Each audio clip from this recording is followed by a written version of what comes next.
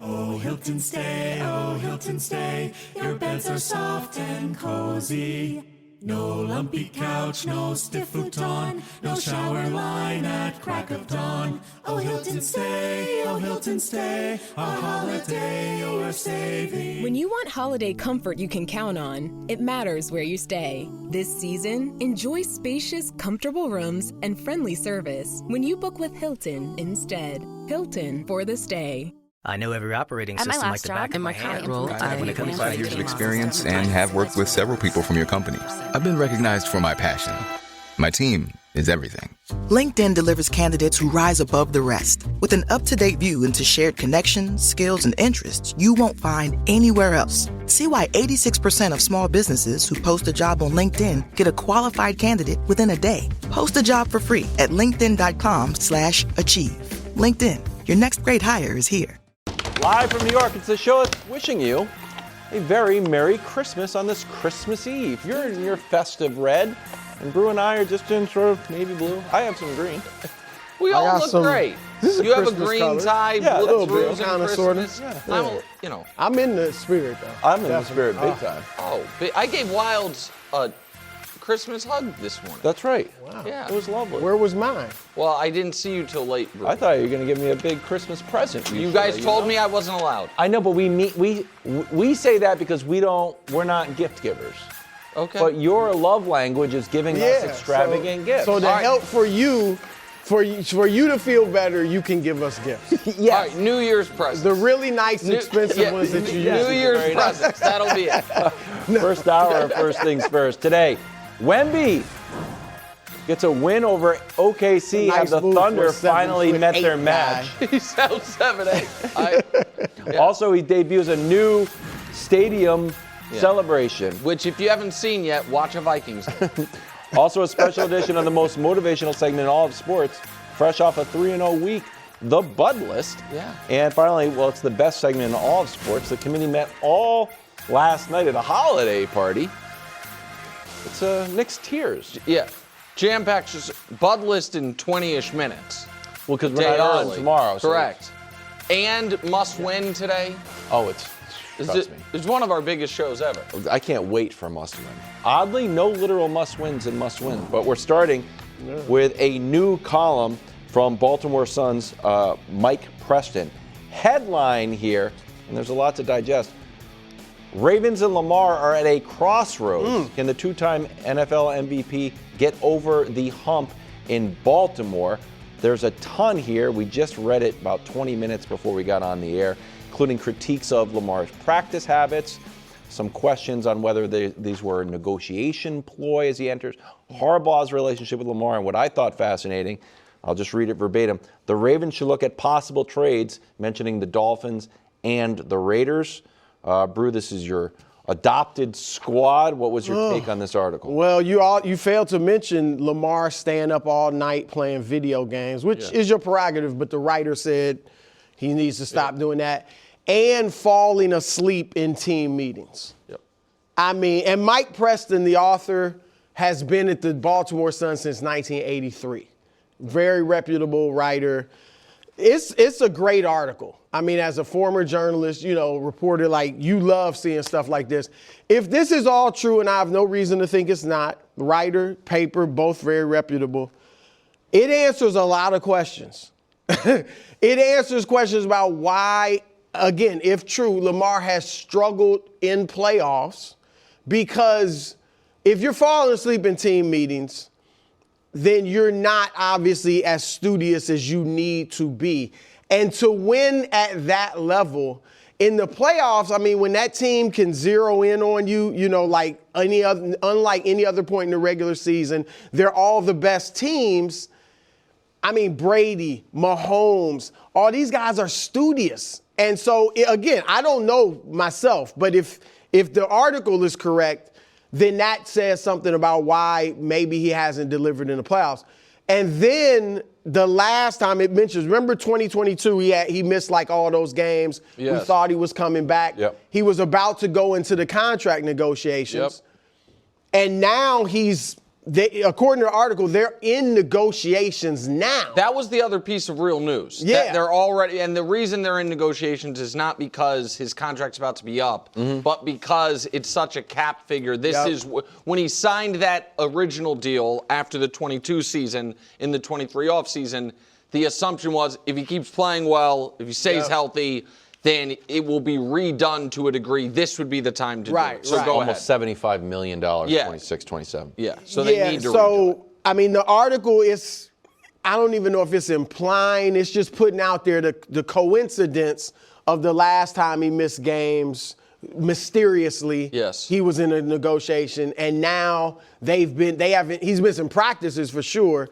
And so that could explain something as well. I will say this, because they brought up, I think he said he would not give him a contract extension. Now, I would bring back Lamar Jackson. There is the dude is already a Hall of Famer, literally a generational talent. Yes. That's not overused with him. It's tough because you do want to have him develop the proper habits to really be able to win Super Bowls and get to that level. But to me, he's just too good to give up. And if it came down, somebody leaked this stuff to Mike Preston. If it comes down to Harbaugh or Lamar, and he said Harbaugh's tired of Lamar, even though, he praises him all the time because, according to the article, Lamar goes in a shell if you don't.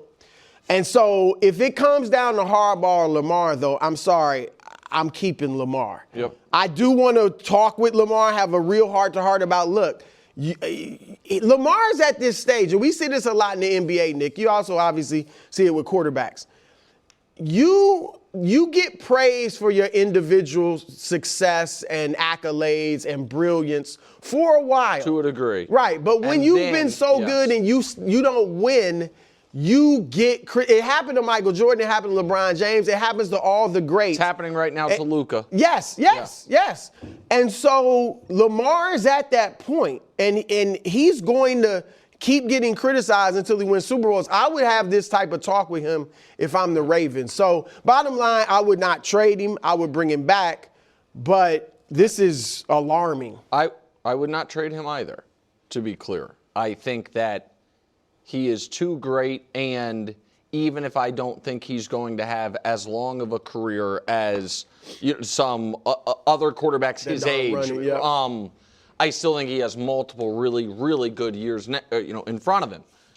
But the article says maybe Lamar would take a bit of a discount. I think that's going to be a hard sell because he is right now the two-time defending All-Pro, and because Mahomes has been to so many Super Bowls, you can't really point to, well, all these other guys are getting to Super Bowls and you're not. You know what I mean? But you can. Mahomes doesn't make as much as he could, and he mentioned Brady in the article. Obviously, he did that for the Patriots. So I don't think this is a money. I don't think money is the biggest piece of this, even if it's a big piece to everything. First of all, though, I would like to thank Mike Preston for maybe unbeknownst to him checking off a box for the sports media ombudsman from a month ago. When I said, will someone please get to the bottom of what is going on between Lamar Jackson and John Harbaugh? And then, if I may I understand what the job is, and I understand the criticism that comes with the job we do, and I'm more than good with it. It's a great trade-off. But I do want the audience to know, I don't spin a wheel and just say, you know what, today I'm really going to go after this great player for no reason. All year long, I have been trying to, because I'm not actually reporting, I'm not there, but give informed analysis on things I have reason to believe that Harbaugh and Lamar have not been on the same page. And I've used other people's reporting and tried to, do the Sonny in Philadelphia little wire chart of the strings, like these things, because this is not, to me, shocking at all. Now, I didn't know the falling asleep in meetings part, but it didn't take, to me, a detective to know something's weird about Lamar and Harbaugh, and it has been for some time. And Harbaugh's fix of it to be doth protest too much on he's the greatest player anyone's ever seen always felt a little hollow to me. And now if you are Baltimore, I think maybe it's unfair. The simplest solution is probably see if the next coach can get through to him in a different way. But Lamar Jackson can be a great player, can be a great person, while also having some immaturity to him. Yeah. And the reason that I have hammered KW, the him getting sick every year thing is not because I'm trying to be funny. It is because I had and have reason to believe that he's not just super unlucky, that there are things adults know they need to do to give them the best chance to be as healthy as possible. And I think most of his colleagues, other star quarterbacks, do those things. And it doesn't seem like Lamar does. And that, whether that's diet, whether that's sleep habits, whether that's, how he spends his personal time, whatever it is, those are fair criticisms. And everything doesn't have to be binary. It doesn't have to be good guy, good player, bad player. And I think Lamar, his biggest weakness right now as a player is immaturity. And I think you see it when they face adversity in big spots. He sometimes has what I would call childish reactions. And I think throwaway line in there is like, and they really should get him to lift weights, which is such a funny thing to say because you look at Lamar, he's such a great athlete. But what the article is saying is his practice and training habits are not up to snuff. And when you see a player who has suffered, by my count this season, 5 different injuries, hamstring, knee, ankle, toe, back. Maybe some are unlucky, maybe some is this, and the other is maybe other quarterbacks would have been able to go back in that must-win game with the back bruise. And Lamar was not able to. And I don't think any of that is unfair. I wouldn't trade him, but I don't think any of that's unfair. Let me add, if I can add 2 quick things. One, and I'm with you in that I would not trade him. If I have to get a new coach, I get a new coach.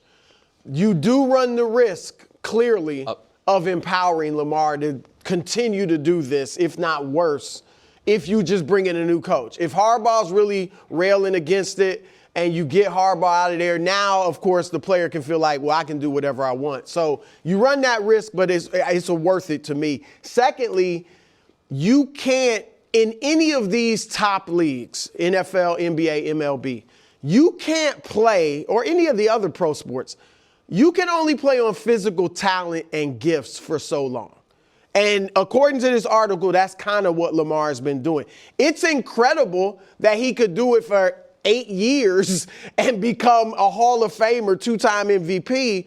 But if this is true, then that's what he's been doing. He's just playing because I'm so much better than everybody else. I'm such a better athlete. But to win the Super Bowls at the highest level and extend this career, he's going to have to do the other things, including, I guess, lifting weights, getting your body, eating right. Because I always thought as a running quarterback, his career is going to be shorter. Now, he's become more of a passing quarterback, but still, he's taking some hits. And we saw it with Cam Newton. Not that Cam didn't work, but I'm saying he took so many hits, his career was shorter. So I think those are 2 things. Lamar should, I mean, if he wants to reach his full potential, there's a lot of work to be done, apparently. Just to put the other side of it. Sure. And when I did the sort of impromptu news read, you didn't even mention he stays up playing video games. I didn't do that on purpose. Not that you were trying to be combative with me. Because to me, that was a red flag of he's up at night playing video games. I'm like, all right, what's the issue? The video games? The staying up late? What if he was watching Netflix? What if he was reading the Bible? To me, if he's been playing video games, it felt unfair to Here's me. where it didn't feel unfair. When they tie in a couple paragraphs later, they practice in the afternoons instead of the mornings, which is his preference and not the coach's. And now falling asleep in meetings. Like now, been there. How long has he been there? I mean, 8 years. Like, how many times has he fallen asleep in a meeting? I don't know. He's been there for 8 years. This is the first time we're hearing about it when they're below 500 for the first time I remember in Lamar's career. Yeah, but besides early on in the year. To me, it felt a little bit, I don't know, when you're saying he should give back money, that felt a lot. Trade him to the Dolphins. To me, I don't know. I'm just not willing. Well, it clearly was. We have to have this conversation. Someone's got to be Lamar's lawyer here. Well, this stuff was clearly leaked from within the organization. And now, look, I'm not going to pin it on Harbaugh. I don't know. But, there's obviously talk beyond us about his job security. So is that, again, we don't want to, I don't want to go down that road. I don't know who it is, right. But this makes Harbaugh look worse than Lamar, to me. A major problem, a lot of it in the Ravens, is that there are team rules and there are rules for Jackson.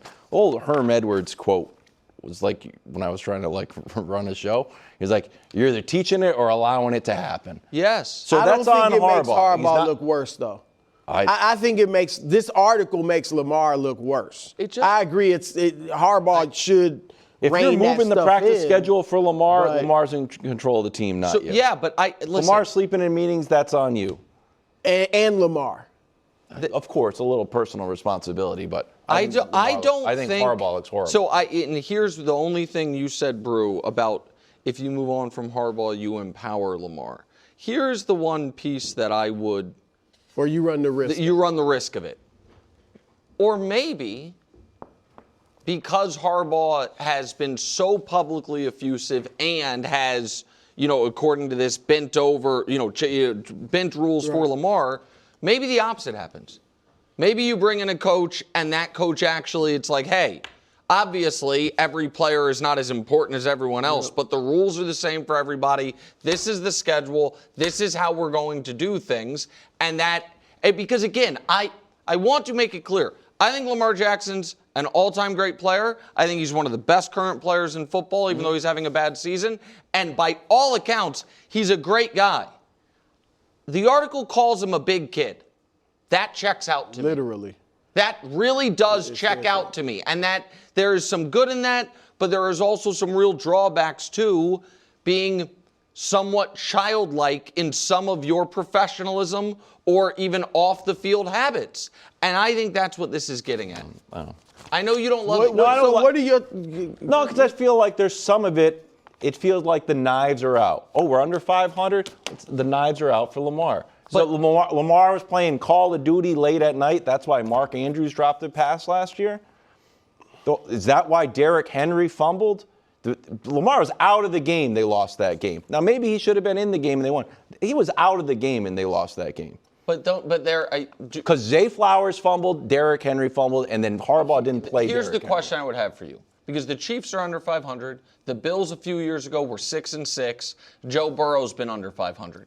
Do you think that those articles could have been written about those quarterbacks? Because I don't. I think when the Bills, their knives were out for McDermott, and we got the Al-Qaeda story, it was like we are ready to flame him. The Chiefs, maybe it's just like, they've been so good, everybody's going to get a pass this year. I don't know. Feels like Matt Nagy gets some locally, but that's really it. I do agree with you, KW, that they are, if they were winning, we don't hear this, but it doesn't mean that this isn't part of the reason they're not winning. The knives may be out, but if this stuff is true, that is stuff that Lamar does need to change. Yeah, just the sleeping in meetings thing. Well, yeah, and that's where I agree with you. Whether you're playing video games, like you said, reading the Bible, watching movies, whatever, but if it's making you tired in the meetings and you can't stay awake or you're having practices later, that's where it's a problem. That hits me personally. And you might not be studying. Remember with Kyler Murray was the issue of he's doing that instead of studying. I personally rally against that because a lot of times in Dusty's meetings when I go silent, out of there. Like, what happened? Yeah, we're doing wonderful in the seas. All right, moving on. We are headed to Buffalo for Bills-Eagles. This one is on Fox Sunday at 4. Eagles are 5-3 on the road. Buffalo 16-1 in their last 17 games at home. Here's Josh Allen. They got a lot of studs on that side. Their front. They get after the quarterback. They've got two of the best linebackers in the game. Corner that's a shutdown corner. They rotate well. Got a safety from Wyoming that's a stud. So they got a lot of dogs on that side of the ball. Who has more to prove on Sunday, team-wise? For me, it's Philly.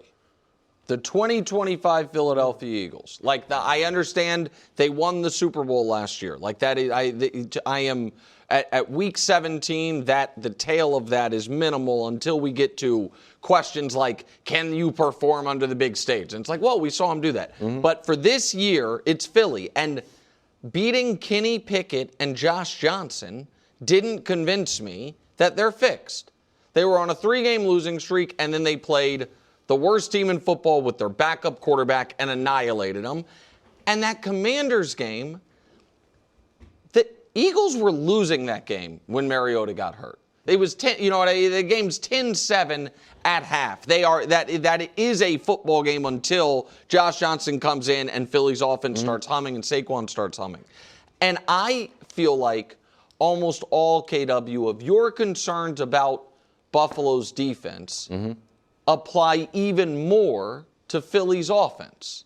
And so when you look at these two teams, offense to defense, if we can throw it up dust, and I don't care which one you show first, the Eagles offense, so it's like struggle versus struggle. Okay, Eagles offense, Bills defense. 15th in points, 16th in points. Yep. The one team is really bad, really bad against the run, but really good against the pass. The other team is mediocre kind of in everything, turnovers same. So that's weakness versus weakness. To me, that's about a push, and strength versus strength if we show Eagles defense versus Bills offense. I think the Bills offense is a little better than Philly's defense, but you can see. So to me, they are very similar in that regard. But I think that we haven't seen Philly's offense perform at a high level against a quality opponent really since the Rams game. And I thought the Bills defense, whether you want to pick the Steelers game holding them to 7 points or the second half of the Patriots game holding them to 7 points, you have at least seen flashes of it more recently. So to me, the answer is Philly has more to prove. Look, that makes sense because both teams have a lot to prove. But I am going to look at the past with Philadelphia. Sure. Because they're proven. They're like a made man. We know that they can get it done. Last year, they were having issues too. Not the same ones, but issues. They go into the playoffs and look great. So as long as they're not in the supernatural funk, which they aren't, we would all agree with they're not that. They're not what they were last year, but they're not in the supernatural funk. Then I think, particularly in this playoff field, they got a shot. They got a shot. Oh. And they're to be trusted more than some of the other teams that are in that NFC playoff field. Buffalo, on the other hand, while this might be their best chance to get to the Super Bowl, this certainly isn't their best team, I feel like. I don't think it's close to some of the teams that have failed in the past, but because of the field, it might be their best shot. But they need to prove it. They beat the Patriots, which was a good win, but they also lost to the Patriots. Yep. They beat Pittsburgh and Carolina.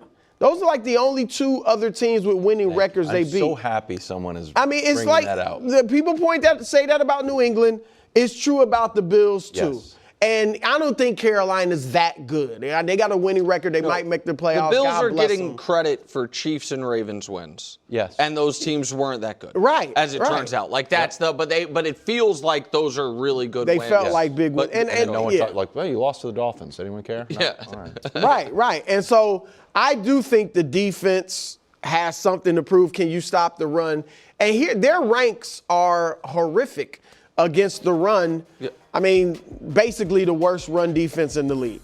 I do think it's the worst run defense in the league. Yeah, and Saquon is running well now, 110 yards his last 3 games. Off that, bro. I think this is a Saquon game where I've been holding my pet theory that Saquon is trying to have a 20-game season. First 12, not good. Last 3, maybe he's, flipping a switch.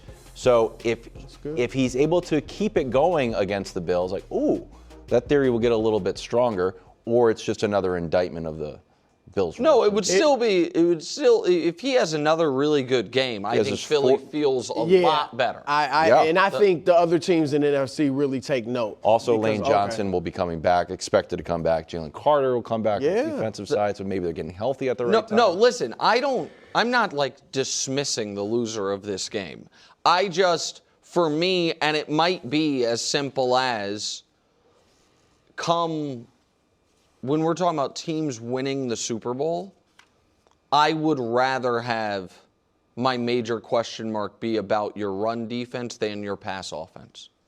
And I don't actually think all of history backs me up on that because the game has changed so much. Yeah. But it feels to me like recent history, it does back me up, but it might also just be because like Brady and Mahomes have been to a disproportionate amount of Super Bowls, and you obviously trusted those teams' pass offenses. But I feel like that Buffalo's weakness can be fully exploited and they win against a good team. If they can. You know what I mean? Because and I know it's not a reliable thing. You can't do it 4 weeks in a row in the playoffs. But the defense can get gashed on the ground and they win anyway. That's right. I think it's going to be hard for Philly. They've done it this year with 10-7 victories, but for the offense to grind to a halt and then win anyway. Only the 06 Colts made the Super Bowl with a bottom 3 rush defense. And by the way, that wasn't a bottom 3 run defense by the time Bob Sanders came back. That's like kind of a fake defense stat. Wow. I got your Josh, back. you just got roasted. No, I'm saying it's to support you. Roasted. It's to support you. They added a player who changed it. You got roasted. The Subaru Share the Love event is on from November 20th to January 2nd. By the end of this event, Subaru and its retailers will have donated over $350 million to charity. When you purchase or lease a new vehicle during the 2025 Subaru Share the Love event, Subaru and its retailers will make a minimum $300 donation to charity. Visit Subaru.com/share to learn more. Hey, it's a special holiday edition of First Things First Overtime. Overtime pregame. Live Friday, 10 a.m. to noon. And then it's going to be Colin, and then we're back on a little doubleheader. You guys are all excited. My seesaw jerk killed yesterday. Did not. It is hilarious. Thank you. Our boss, Whit, said he spit out his coffee. I doubt it. He did. Time now for the most motivational segment in all sports. Also time where we read some viewer mail. Year 2025, going into 26, we get a ton of viewer mail, some not even in envelopes. You think they use? Wow, look at the long one. That is. You think they use all their envelopes up sending letters to Santa? Probably. So yeah. Dear Wilds, love the show. Why? Thank you. On behalf of all of this. Were the Trumpeters a gift to Nick and the Jags, or is the trade you made canceled so you can once again undermine the sports media ombudsman, which I remind you is a segment with no real narrative or thematic consistency within the Bud list. It would be like if I went to a jewelry store to buy something special for Dawn and one of the salespeople started ranting about meatloaf. Happy holidays, Dawn. Well, Dawn, it's a great question, and happy holidays to you. I believe, just double checking, because you have the Trumpeters back and the tackle that turned the tide is no longer a thing. We're back to ripping the sports media ombudsman, correct? Well, I wouldn't say that. What I would say is you no longer have an obligation to like the sports media ombudsman. You do whatever you want. Fair. On any given week. Excellent. Well, excellent. You know I hope that given the fact that, I don't know, we spent 20 minutes on a story in the A block that a lot of people feel only came to exist because the Baltimore Sun was like, the sports media ombudsman's called us out. We got to get to the bottom of Lamar and the Ravens, that you maybe show some respect to the segment. That's all. Okay. That's what I would ask. Noted. Good note. Okay, cool. Now time for the Bud list. Well, with the oddest Bud list introduction that there has been, and I want to note the objectivity of the Bud list. Oh. Even though I'm rooting for the Ravens, and yes, still Lamar, Aaron Rodgers is number 3. Wow. Now, I know the Bud list is motivational, and if he wins, it buries the Ravens, but the truth is the truth. And Aaron Rodgers, this is what you came back for. This is why you are not in Egypt studying the pyramids. This is why you are not in Peru drinking ayahuasca. All right? Okay. This is why you're not somewhere in a dark room that's pitch black. All right? This is why you came back, or the honeymoon. This is why you came back so that you could make the playoffs, win a or some playoff games, and ride off into the sunset near the top, if not at the top of the NFL. So it's all there for you. All you have to do is beat the Cleveland Browns, who are starting a 5th-round rookie quarterback, Shedeur Sanders. All right? That's all you have to do. Now you have to do it without your best wide receiver, DK Metcalf, who is suspended, but it is still there for you. Now, if you fall, if you lose, you don't play well, and you lose to the Browns, then you've got a winner-take-all game against the Ravens for the playoffs, and it could all go south on you. But if you win, as Nick has pointed out, you could have a bye heading into the first round of the playoffs, which will be in Pittsburgh, and that's a great setup for you to win a playoff game. So, Aaron, good luck. All right, at number 2, C.J. Stroud. CJ, I don't know what's going on with you. I know Coach is baffled. Coach was like your biggest fan. We don't know what's going on, but you got to snap out of it. It's time, all right? And you haven't been horrible, but you haven't been the star in the making that we all saw a few years ago. You were viewed once as the strength of the team. Now you were viewed as, if not the weak link, then a weak link. All right, if you get back to playing as well as you did a few years ago as a rookie, you have a chance to go to the Super Bowl. You really do. Your defense is that good. You got a Pro Bowl wide receiver, Nico Collins. It's there for you. Patrick Mahomes is not in the playoff field. This is your time, not to mention contract. You're still playing on the rookie contract. If you fizzle out, you're probably going to make the playoffs no matter what, but fizzle out, don't play well in the playoffs, you might not get that 5-year, $250 million extension. If you ball out, even if you don't go deep, but if you play really well and you go deep in the playoffs, then you'll get that money. It'll be yours. CJ, I still believe in you. All right, at number 1, Baker Mayfield. Baker, do you want the good news or the bad news first? Gosh darn it. The good news is I'm still with you. What? That's nice. You earned my respect last year with a great season, and I still got your back. The bad news, Nick Wright doesn't. That's not. All right, We're taking a break. Ask Caleb, ask Trevor. Nick will drop you in a moment, all right? And you've been next, all right? You cost him some money, apparently, something like that. Man. All right. But anyway, it's been a rough year. Nick's not the only one questioning. I've read articles, there are people talking about, was last year the aberration? Is this year the real Baker Mayfield? Let's look at the comparison between last year and this year. I mean, there really is no comparison. Last year you played darn near at an MVP level. This year, not at all.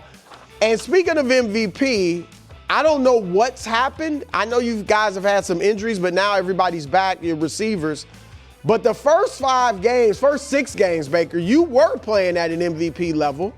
And then the last 9, you guys are 2-7. I mean, the numbers are atrocious. And so I'm not sure what's going on, Baker, but there is time for redemption. There really is. You still control your own destiny to make the playoffs. You win out, you can make the playoffs. The schedule is not that tough. Who they got Miami this week? and then Miami and then, Carolina. You should be able to win both of those games. You do that, get into the playoffs, home field advantage in the first round, and you can maybe turn this thing around. Baker, I believe in you. Pretty good. Coach, you always are a huge fan of the Bud List, especially around the holidays. I mean, it must be Christmas Eve because it's just a gift. It's a gift. That's what it is. Thank you, Coach. Thank you. You give every single week, and you help so many people with this. I hope it's recognized in a bigger way. But I'm going to add my addition here, and that's Caleb. And as much as Nick shot him up Mahomes Mountain because he performed a Christmas miracle with 1% chance of winning the game. They get the onside kick, and he makes 2 good plays in the game, which is great. They were fantastic plays, but it was essentially a Christmas miracle. And throughout the course of the season, the Bears have operated consistently in this manner, where they've come from behind. They've got the most wins with down by down in the last 2 minutes. Last 2 minutes of any team in a long time. So this has been pretty consistent. And if you look at the Bears statistics, you can see that Caleb's had a lot of help. Okay, he's done a good job with giveaways. He's protected the ball pretty well, but they're second in rush yards per game. The offensive line is doing a much better job. 5th. I mean, they got blamed last year when he was sacked a lot, so you got to give him credit when he's not sacked a lot. And then in takeaways, defensively, they're producing a bunch of them. But where does Caleb fit in all of this in terms of his production? And it hasn't been very good. Completion percentage, we've talked about that. That's 32nd. Pass TD percentage, yards per pass, passer rating, 20th, 22nd, 22nd. So now you're going into San Francisco. Last week, a guy who was 44 lit him up for almost 300 yards and 2 touchdowns. You're ascending, or you're supposed to be ascending. It can't come down to you play pretty well at the end of the game. They need more from you, and they need more from you this week against a very good team. Coach. Yes, very well said. Very well said. I like that. Well, you're in for a real holiday treat. Wow. It's time for a pretty good segment. Sometimes it hits. Other time it's just random complaints. Let's see where this one lands. On today's edition of the Sports Media Ombudsman. Bro, not bad. Great intro. I didn't go the full way. Quick, Brew, if you would, from you. Brief history lesson about how the NBA used to do MVPs back in the 70s. Who was in charge? Who voted? In the 60s? Players. Was that a good system? No. Who does it now? Media. Is it flawless? No. But it's better.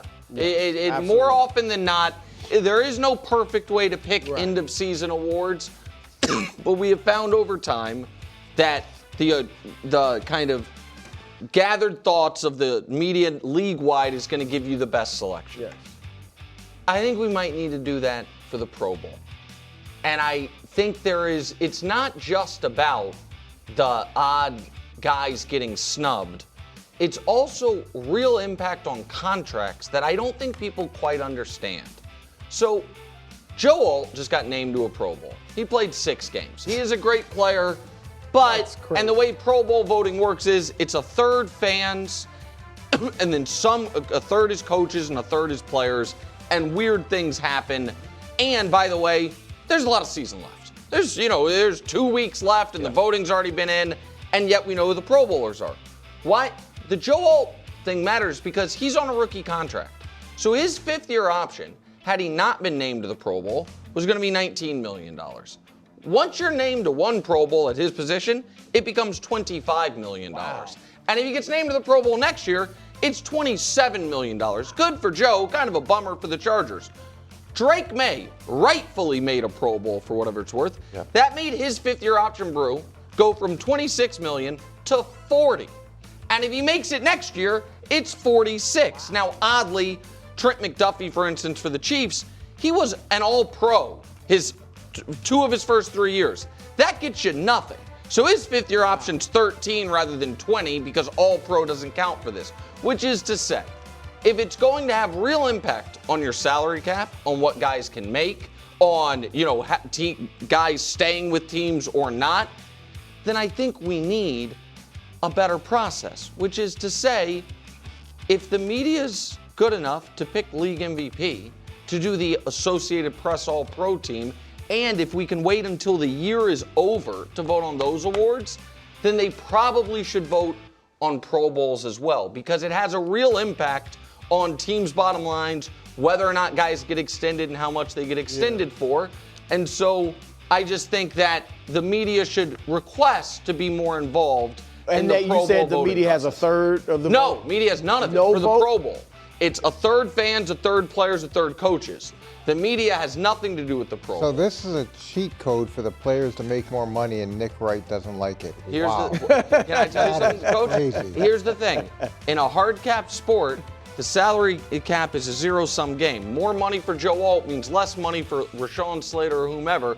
I just want it to be done properly and done fairly. Yeah. Fangio had a committee idea he talked about yesterday. Yes. Did you see that? And so whatever, but we really do trust the Associated Press All-Pro. But I also think the fact that so many of these votes are coming in week 12 and 13 is problematic. Like, it should be the end of the year and a real list, and that's what I think that they probably feel like the Pro Bowl, even though it's not really a game anymore, is for the fans. Yes. Just like the NBA All-Star Game.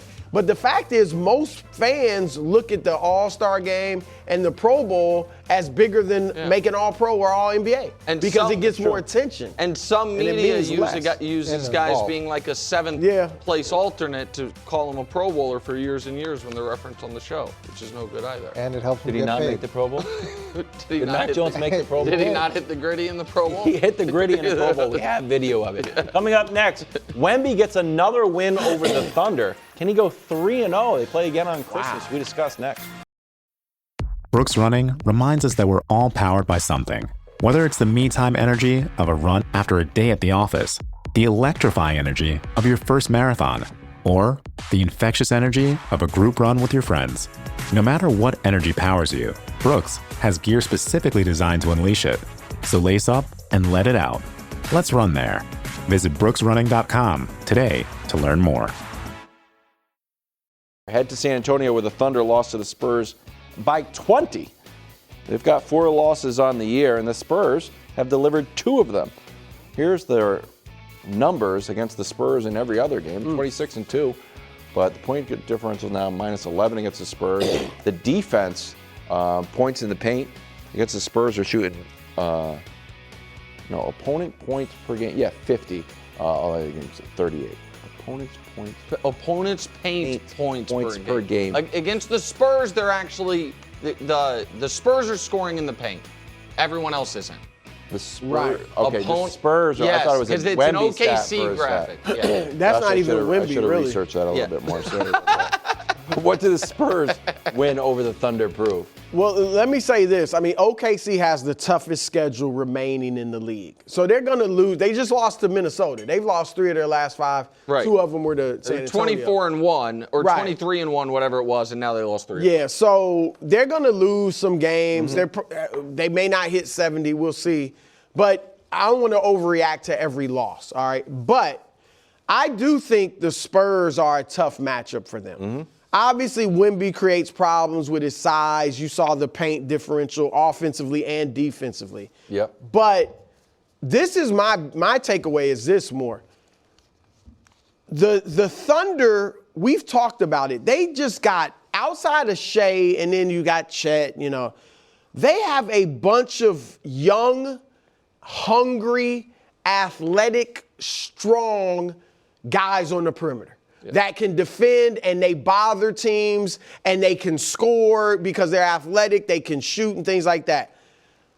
The Spurs have the same thing. Yep. Correct. Except, now they don't do it every night necessarily defensively like the Thunder do, but here's the difference. When they played the Thunder, their perimeter guys match the energy and the effort and the intensity on the perimeter of OKC's guys, but here's the difference. The Thunder or the Spurs perimeter guys are more talented. Outside of Shea, the next 3 most talented players on the perimeter in these 2 teams are De'Aaron Fox, Stephon Castle, and Dylan Harper. Like, those are blue chippers. Like, they are legit stars in their, or will be in their own right. So if they're matching the intensity, playing as hard as Lou Dort, and now Jalen Williams might be a better player. He's not as talented as those guys. He's productive. They're star talents. And so, like Jeff Van Gundy, when I covered him with the Knicks, he always talked about top talent. Like, even if the guy doesn't necessarily pan out in the NBA, there's something to being a top-tier talent in this league. And that's what they have. So those three outplay the other perimeter guys, not Shea, but the other perimeter guys. And then, of course, you got Wemby. They got 4, like, blue-chip players on the Spurs. So this is not really totally relevant to this conversation, but if the audience is just now realizing, Brew is a draft elitist about the NBA the way I am about the NFL. There is a level of, and I don't, by the way, I totally support you. That's exactly But there is you are more open, I think, in the NFL to a guy being way underdrafted. No, that guy's actually awesome. And in the NBA, and I think history backs you up. I mean, you got Jokic, Gilbert Arenas, guys that were drafted history late. backs Jay Will's you up. pretty good. I saw him in the finals. He's good, but played at Santa Clara, though. You know what I'm saying? No, like, so there's a difference. No, I just think, like, there is you didn't say it, but you were a half step from, look at the rivals ratings of these kids compared to one of the other. No, but also the way they're playing. No, the way they're. I mean, Castle's awesome. Phenomenal. Castle's awesome, and we know what De'Aaron is. The fact that the Spurs are doing this with Wemby not dominating these games on a minute playing restriction, half of the game, not playing much, and I do think that it is a lesson right now for the league. If you want to compete with OKC, you can't be an old team. Yeah. You got to be young and energetic and athletic and all of that. Sound like Rich Paul. Oh, did he say that? No, but that's when he said the Lakers don't have enough. Oh, yeah. Well, no. Well, the Lakers would need a whole new roster, like to become a young team. And so I really hope the Spurs end up the 4 seed. Now, they might end up the 2 or the 3, but I would love to see OKC, a team for round 2. By the time we get to round 2, for there to be a little bit of question about whether or not OKC is going to advance. And right now, the Spurs are the team that's giving them trouble. Now, I don't know if you want to go because I have something else I want to talk about. But mine's a look ahead, so why don't we do yours? If they beat them on Christmas? That's my question, but he wants to do his... Well, listen, I just don't know. I'm not ripping on Wemby. something that brought joy to thousands of people in the holiday season. I'm just, again, so there's 2 Wemby things. The first one is this. You're just going to sit there and let this happen to your guy, Chet? This guy's going to... I sold my stock in Chet. You did? When? Oh, privately? Really? Hold on, look at this. Now, this is in French, so I have to talk over it. I asked Victor Wembanyama in French whether he considers there to be any rivalry between him and Chet. No, I don't think about that. At least from a basketball standpoint, there's no comparison. I like Wemby, man. So we're going to let Wemby do that, and then we're going to let Wemby just stolen valor the Skol chant. Look, I'm going to put them side by side. I don't know if he's a Vikings fan. Okay, well, again, this is why we shouldn't necessarily have gassed up this 21-year-old French kid's ego so much that he thinks he's inventing things. Dust, can we play the Skol video? He said he worked on it with the Spurs. Yeah, I saw it. The Jazz. Watch.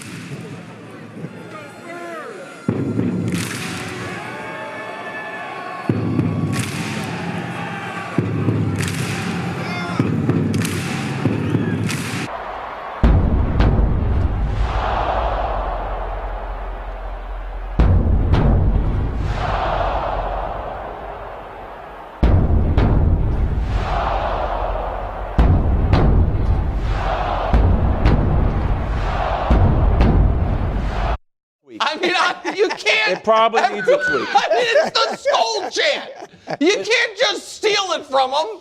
Here's the thing. The Jazz can't start lighting a purple beam and be like, look at what we did. Here's the problem, though, Nick. The Spurs are about to be one of the best teams in the NBA for the next decade. But they've been doing that. The Vikings are not about to miss the playoffs. They've been doing it for decades. Did Vikings it do was that? their thing. I don't know. They probably need to tweak that a little Thank you. That's weird. Yeah, and it I also, wonder if somebody you have that to add some sort of maybe cowboy element. Yeah, but again, do you know why? That's odd. I'm not Maybe wrong. he felt like it's our sport. It's a different sport. They do it in football, but we can do it in basketball. He didn't know. I'm sure he didn't know. And everything this kid says, people are like, wow, he's so profound. He that is. he didn't think to ask. That's someone else's job. Like, hey, FYI, okay, the Vikings do this. Okay. It's like, I don't know. I was watching soccer my whole life. He's out there just trash talking your guy Chet. I'm shocked. Chet, by your metrics, I mean, I would expect this from Nick, but you just dropped Chet like any other scenario. Wemby versus Chet's Wemby my won. second, third. I'm the Wemby guy, and I also got Chet now, like on the backup. I'm more of Wemby's vibe than Chet's vibe.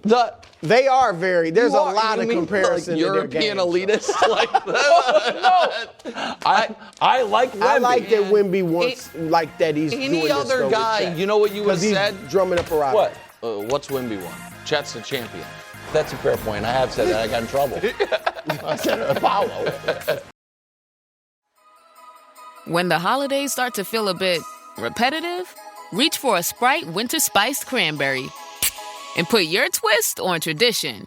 A bold cranberry and winter spice flavor fusion, Sprite Winter Spiced Cranberry is a refreshing way to shake things up this sipping season. And only for a limited time. Sprite, obey your thirst.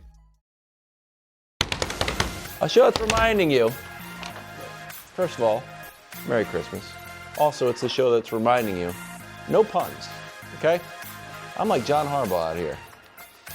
I've lost control of the team.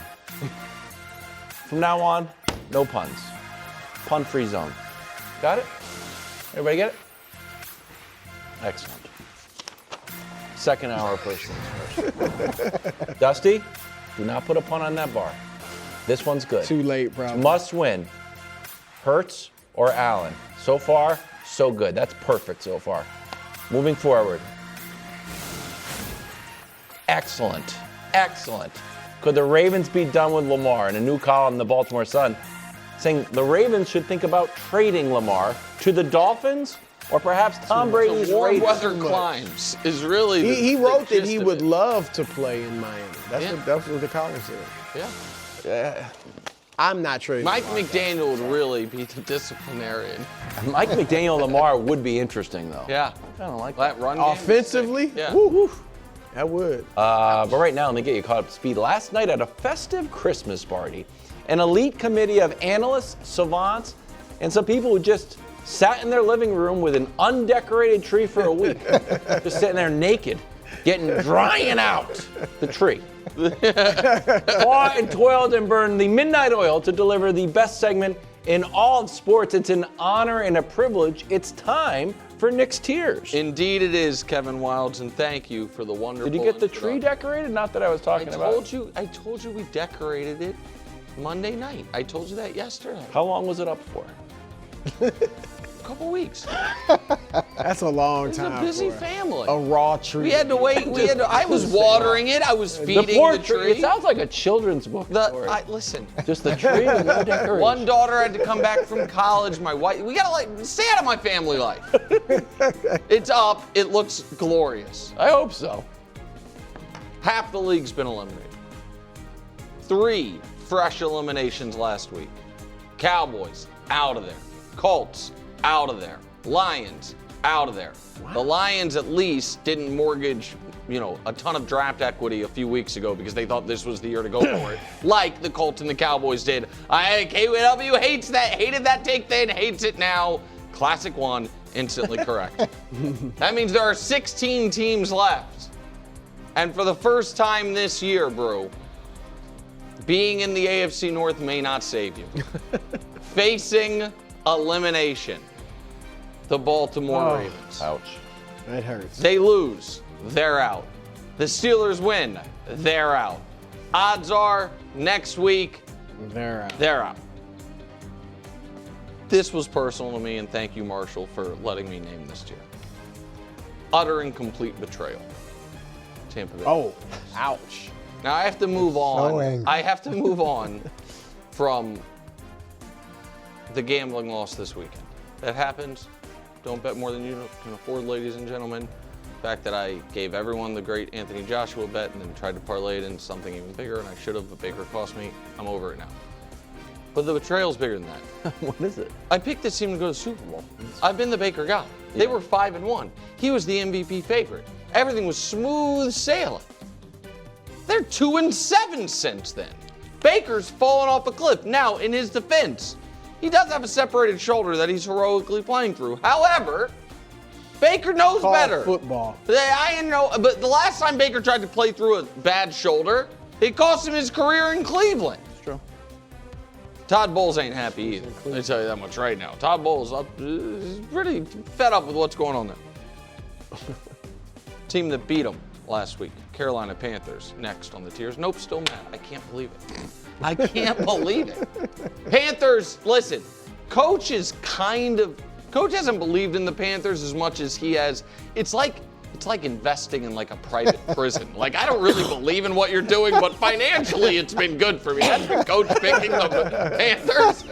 Wilds, on the other hand, does believe in the Panthers. Yeah. Picked them to make the playoffs, and not, if I'm not mistaken, KW, not just based on the strength of, it's a bad division, because I think you had the Panthers and the Bucks in the playoffs. Yes. So it wasn't just somebody's got to win the NFC I thought South. the tail end of last year. Last year, that Bryce. good And pick. so Remember, anyone who my son meets and is nice to, Yeah. I report forever. he also really liked that when his son met Bryce. They, hey! I thought Bryce was your son. Oh yeah, that is true.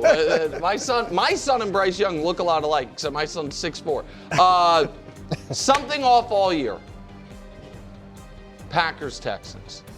So I understand for the Packers, we're going to attribute if it goes poorly just to the injuries, and that might be fair in part.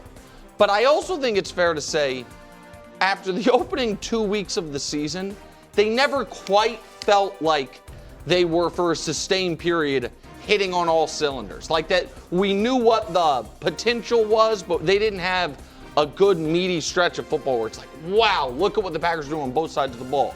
For the Texans, they have played the toughest schedule in football. The defense has been unbelievable, but the offense has just been flatly bad for 90% of the year. There's been like a couple weeks where it's like, maybe it's going to turn, and something has, to me at least, felt off all year for these two teams that did have, I think, legitimate, certainly in Green Bay and maybe in Houston, Super Bowl aspirations. Would be so annoying if either of these teams makes the Super Bowl. And by that, I mean Danny Parkins and Aaron Rodgers would be so annoying. If the Chargers, by the way, control their own destiny for the division. I know this has all been a big crowning of the Broncos. If the Chargers win this week against Houston and then win next week against Denver, they win the AFC West. It's as simple as that, and they would go 13-4. And that would be wildly impressive by Jim Harbaugh, Herbert dealing with the injury. And it would be wildly impressive for the Steelers, who 3 weeks ago, I think Coach was firing Mike Tomlin. It was so weird. I was like, Coach, you never do that? He was like, he's got to go. No, I'm kidding. Coach didn't do that. But literally everyone else in the media was. And give them credit for what they're doing. I just feel like, I don't know who would be more smug, Parkins or Rodgers. Either way, me personally, it'd be annoying. Oddly similar, yet totally different. Here's what I mean. Both of these teams have, I think it's fair to say, polarizing second-year quarterbacks. Like that, whose biggest supporters think they are stars in the making and biggest detractors don't see what the biggest supporters think. Yeah, like Ben Johnson. Well, I'm going to get to the... both have incredibly confident head coaches that kind of wear their confidence on their sleeve, so to speak. Both of them have been just the devil for the old win probability chart this year of how many the teams they are the kings of in each conference. 98% being 0% for the other team at various points of fourth quarters. Yet totally different, because one team might have the most reliable defense in football and the other team's biggest weakness appears to be its defense. One team's its biggest splash plays come through the air. The other team has had sparingly few splash plays through the air. Oddly similar, yet totally different. Both really good teams, both still alive for the 1 seed. The rest of the NFC has to be quietly saying to themselves, them again? Really? The Eagles, offense, more 3-and-outs than any team in a decade. The Niners have dealt with, lost their quarterback for 2 months, lost Fred Warner and Nicky Bosa. Yet, the Eagles have locked up their division and are going to be the 2 or the 3 seed. The Niners, they win the next 2 weeks, they're the 1 seed. Everyone else, these 2 teams have been to, 4 of the last 6 Super Bowls already. And it felt at various times like for both of these teams, this is a down year for them. Maybe not. For the rest of the NFC, got to be super frustrating. That's good. So this weekend, we do have Ravens-Packers, which in a weird way would be first things first bowl 5. It would just be Brew versus Brew. Brew versus himself. Good one. Which would make, if we got this game in the playoffs, it would be first things first bowl 6, Jags-Patriots. Wow. Which would be... Oh, that'd be big. First things first bowl 6, the quest for the Trumpeters. That'd be amazing. By the way, this, while almost assuredly could not be a round 1 game, because both teams should win their division. The Patriots either could maybe fall back, but we think both are going to win their divisions. It certainly could be a very spicy round 2 game that right now we don't know where that game would be. In snowy Foxborough or in sunny Jacksonville. And so... We're good either way. You can say that. These are 2 excellent teams. And anybody at this point, I think, denying that either of these teams is excellent, or honestly, either of these quarterbacks, both of whom I would imagine are going to finish top 7 in MVP voting this year, are franchise quarterbacks you can stake your claim to. I don't know what you're talking about. Top 7. Top 7. Check a ton of boxes. Have they been banging on the door? Yes. Do they have one of the best players in the league playing quarterback? Yes. Do they have a future Hall of Famer quarterback? Yes. Do they have a great complement to that quarterback in great running back? Yes. Do they have a legitimate home field advantage that doesn't really exist as much across the league? Yes. A lot of historical boxes for Super Bowl champions they check. Do they have a good run defense? No. That's the one they don't check. But almost all the other ones they do check. And then atop the tiers, Coach, do we get part 3? This has kind of been Danny's take, and I'm co-opting it to a degree. I think it's a good take. These have been, by almost any metric, the 2 best teams in the league this year. They have played twice. Both games have been incredibly close. Only one could be called a great game. The other was just an odd game, but incredibly close. They have played each other dead even in those 2 games. Could we get part 3? Could that be, it might be with a trip to the Super Bowl on the line. A world also exists where we get that game in round 1 of the playoffs. So that is the committee's tiers entering week 17, Coach. It's going to be really challenging to do like one of your segments the same day that Brew does one of his segments. Yeah. But I think that you did a really good job. And I do love the descriptions that you have too. Thank you. That's one of my favorites. You get a B. The committee does an outstanding job with that.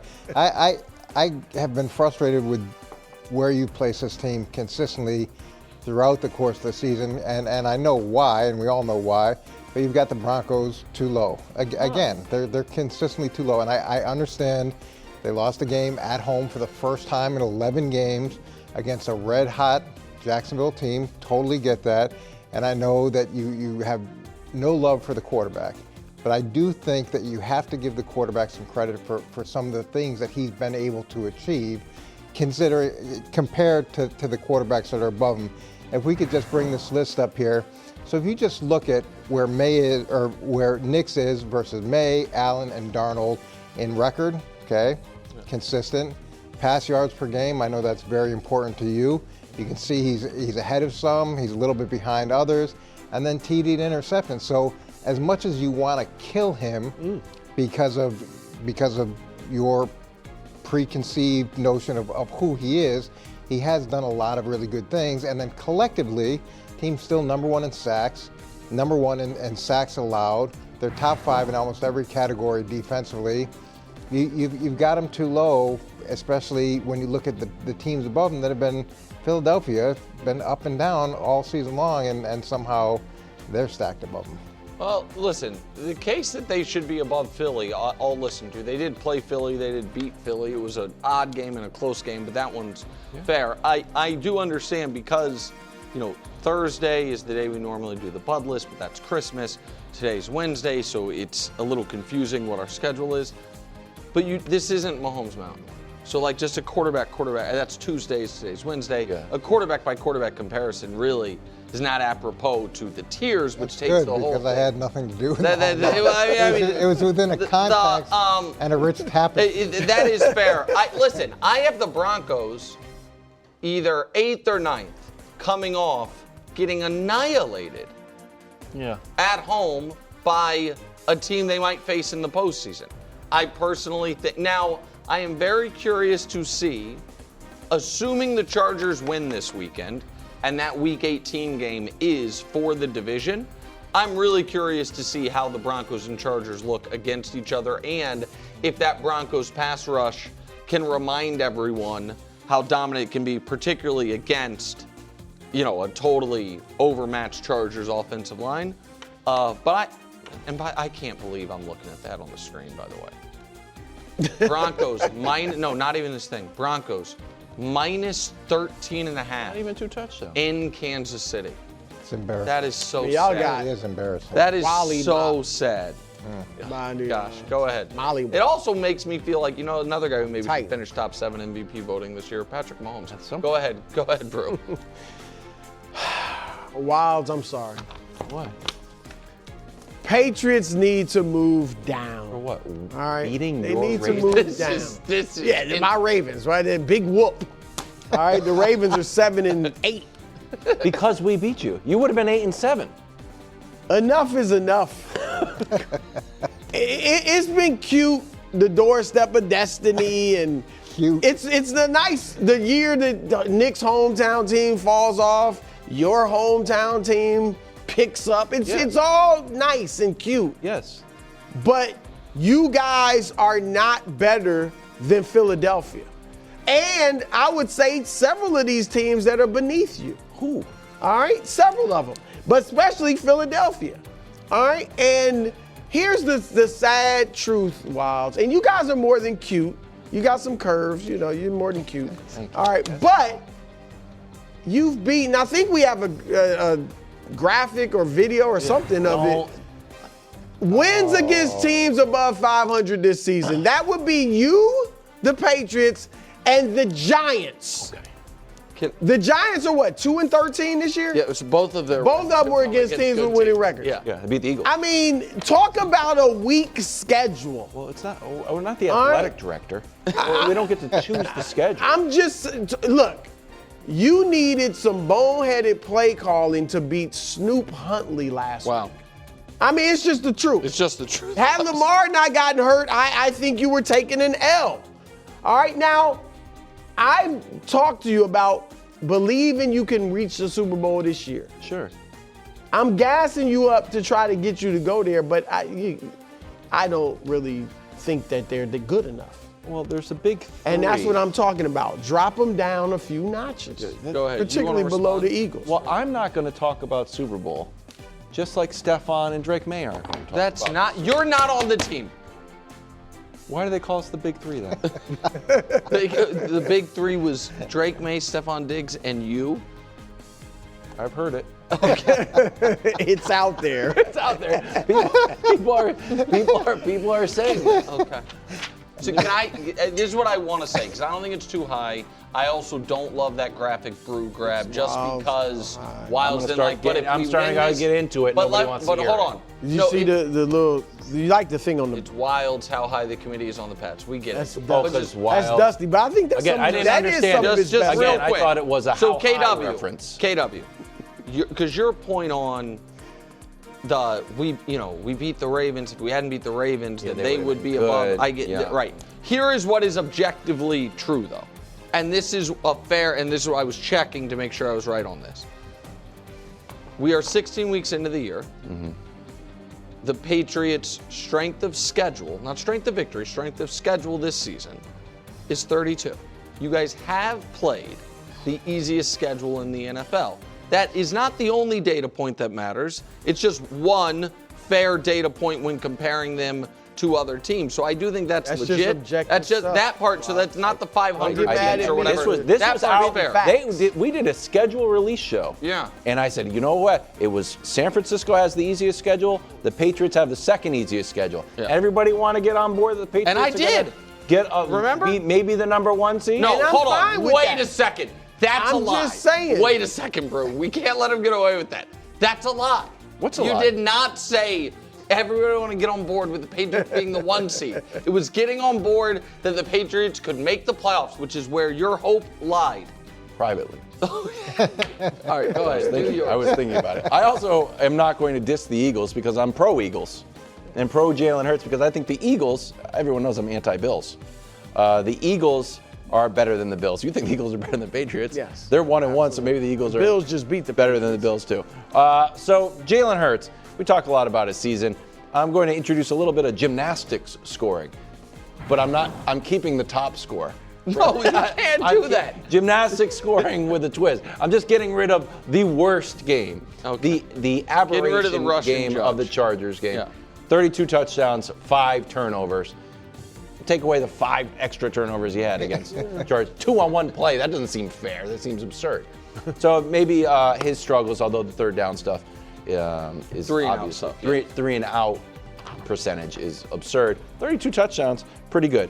And again, I'm a broken record here, but I'm also totally correct. The Bills' defense and their rushing defense is going to be the Achilles heel that ends up booting them out of the playoffs. You can be okay, you can be mediocre, you can even be pretty bad. You just can't be really bad. And Bob Sanders aside, only the 06 Colts or the bottom 3 rush defense to make the Super Bowl. Finally. And people think this is good. Not me. Because I'm big on this in the NBA too, point differential. I'm a big point differential guy. Okay, so 4 kind of categories you can be in for your season results. The worst, okay? Always losing. That's the worst. Second worst, losing leads. Hey, we had the lead, but we lost it. Third worst, losing and coming back. Best, always winning. I don't like this percentage time trailing graphic at all. Bryce has been trailing all the time. He pulls a rabbit out of the hat. Bills trail a lot. They're a great second half team. Just hear me out. Be a great first half team too. Chargers and the Bears are fools. So can I push back just on this? Yeah, go. So like the reason that I think this graphic is not as influential as you would believe. You know what game really helped the Eagles in this graphic? The Cowboys game. It was one of their worst games of the year.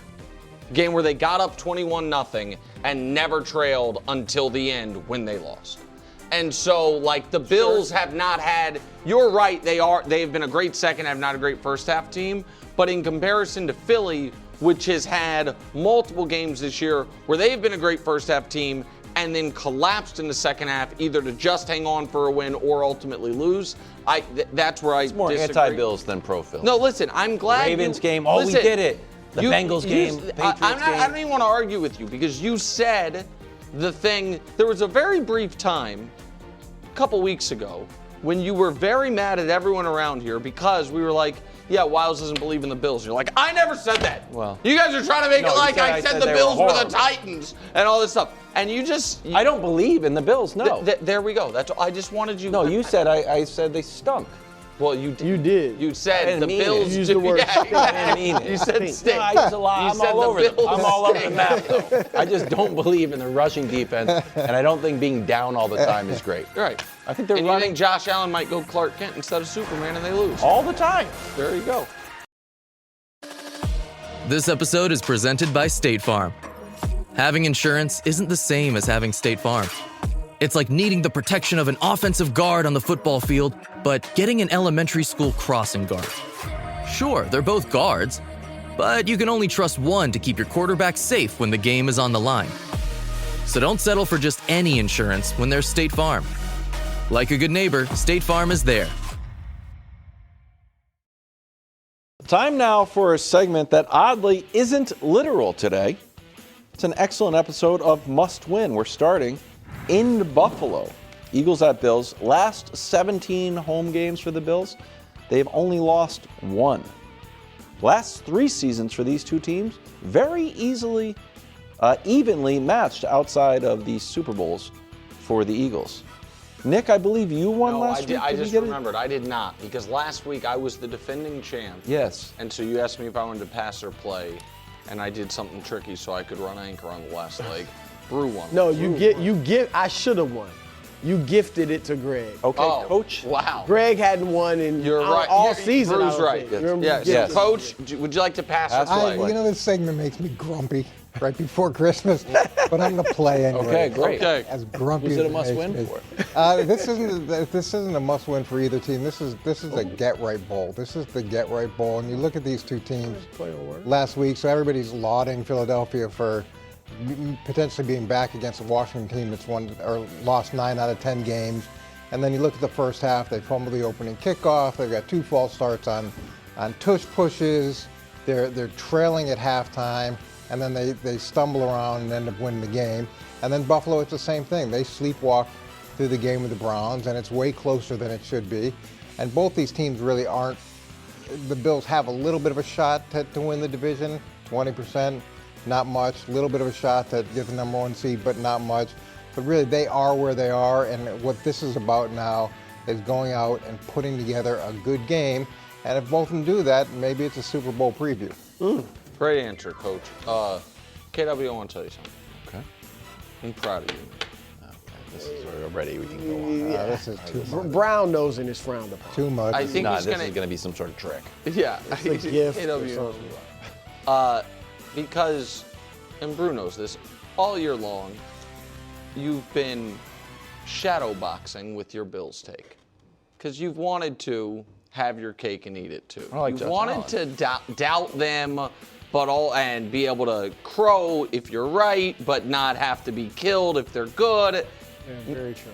Very similar to how your relationship this year with your Super Bowl pick, the Philadelphia Eagles.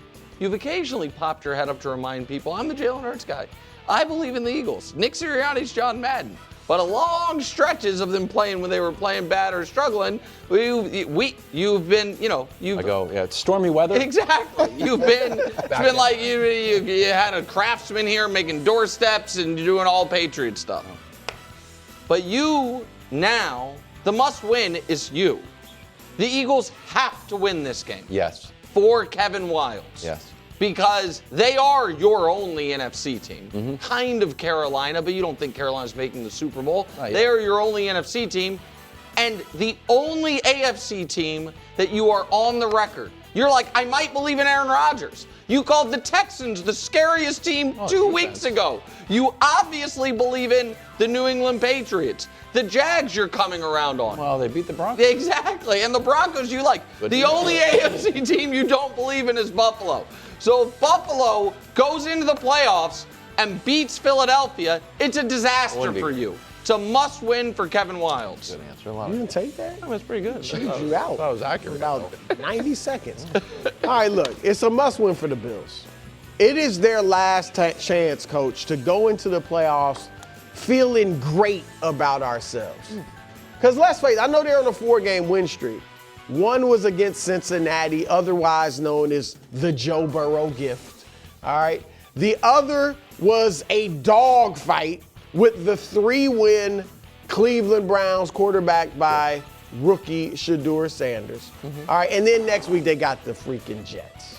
What about the Patriots? So this is the time. I mean, that was, that's 1 out of 4. They're down 21. This is the last chance. The Patriots game, too, was before the dog fight for why you have to have a dog fight with the Browns. All right. So you can't be feeling great about yourself, but you go in there and you put it on the defending Super Bowl champs.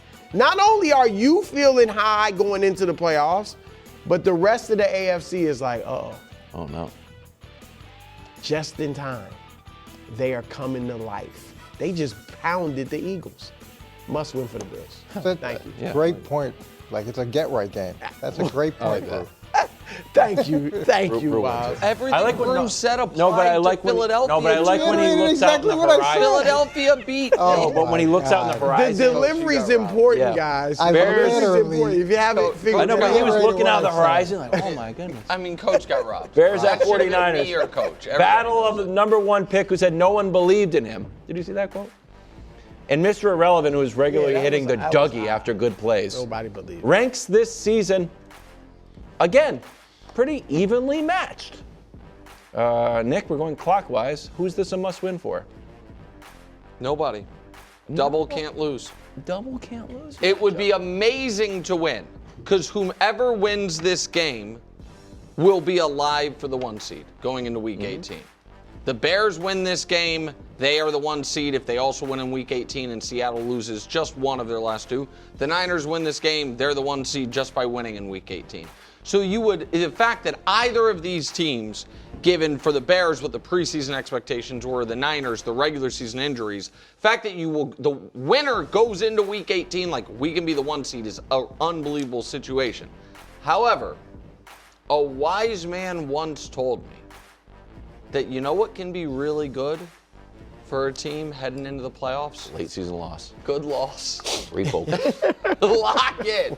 The Bears have been playing with fire all year. Yep. Niners a little too hot. This offense, like, oh my God. So not only is it a can't lose, it might be a don't mind losing. Want to win because you can get the 1 seed. But if you lose, yeah, you don't worry, fine. we'll win in the last 2 minutes, guys. Yeah. That's our plan. It is a must-win for the 49ers. Forget that good loss, good late season loss. We needed that. No, you know what you need? Home field advantage. And why not this year, Coach? Why not? Everybody's hurt. In 2019, they got to a Super Bowl with a lesser quarterback, Jimmy Garoppolo, with a lesser halfback, Raheem Mostert, and the field was strong then, and it's not as strong now, in my opinion. So why not this year?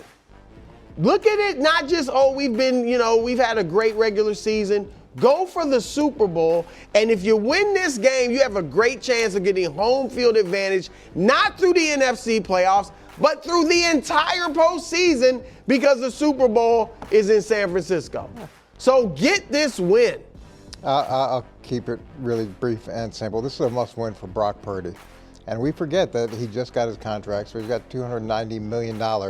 And since before he got his contract and after he's got his contract, he's 12-10 as a starter.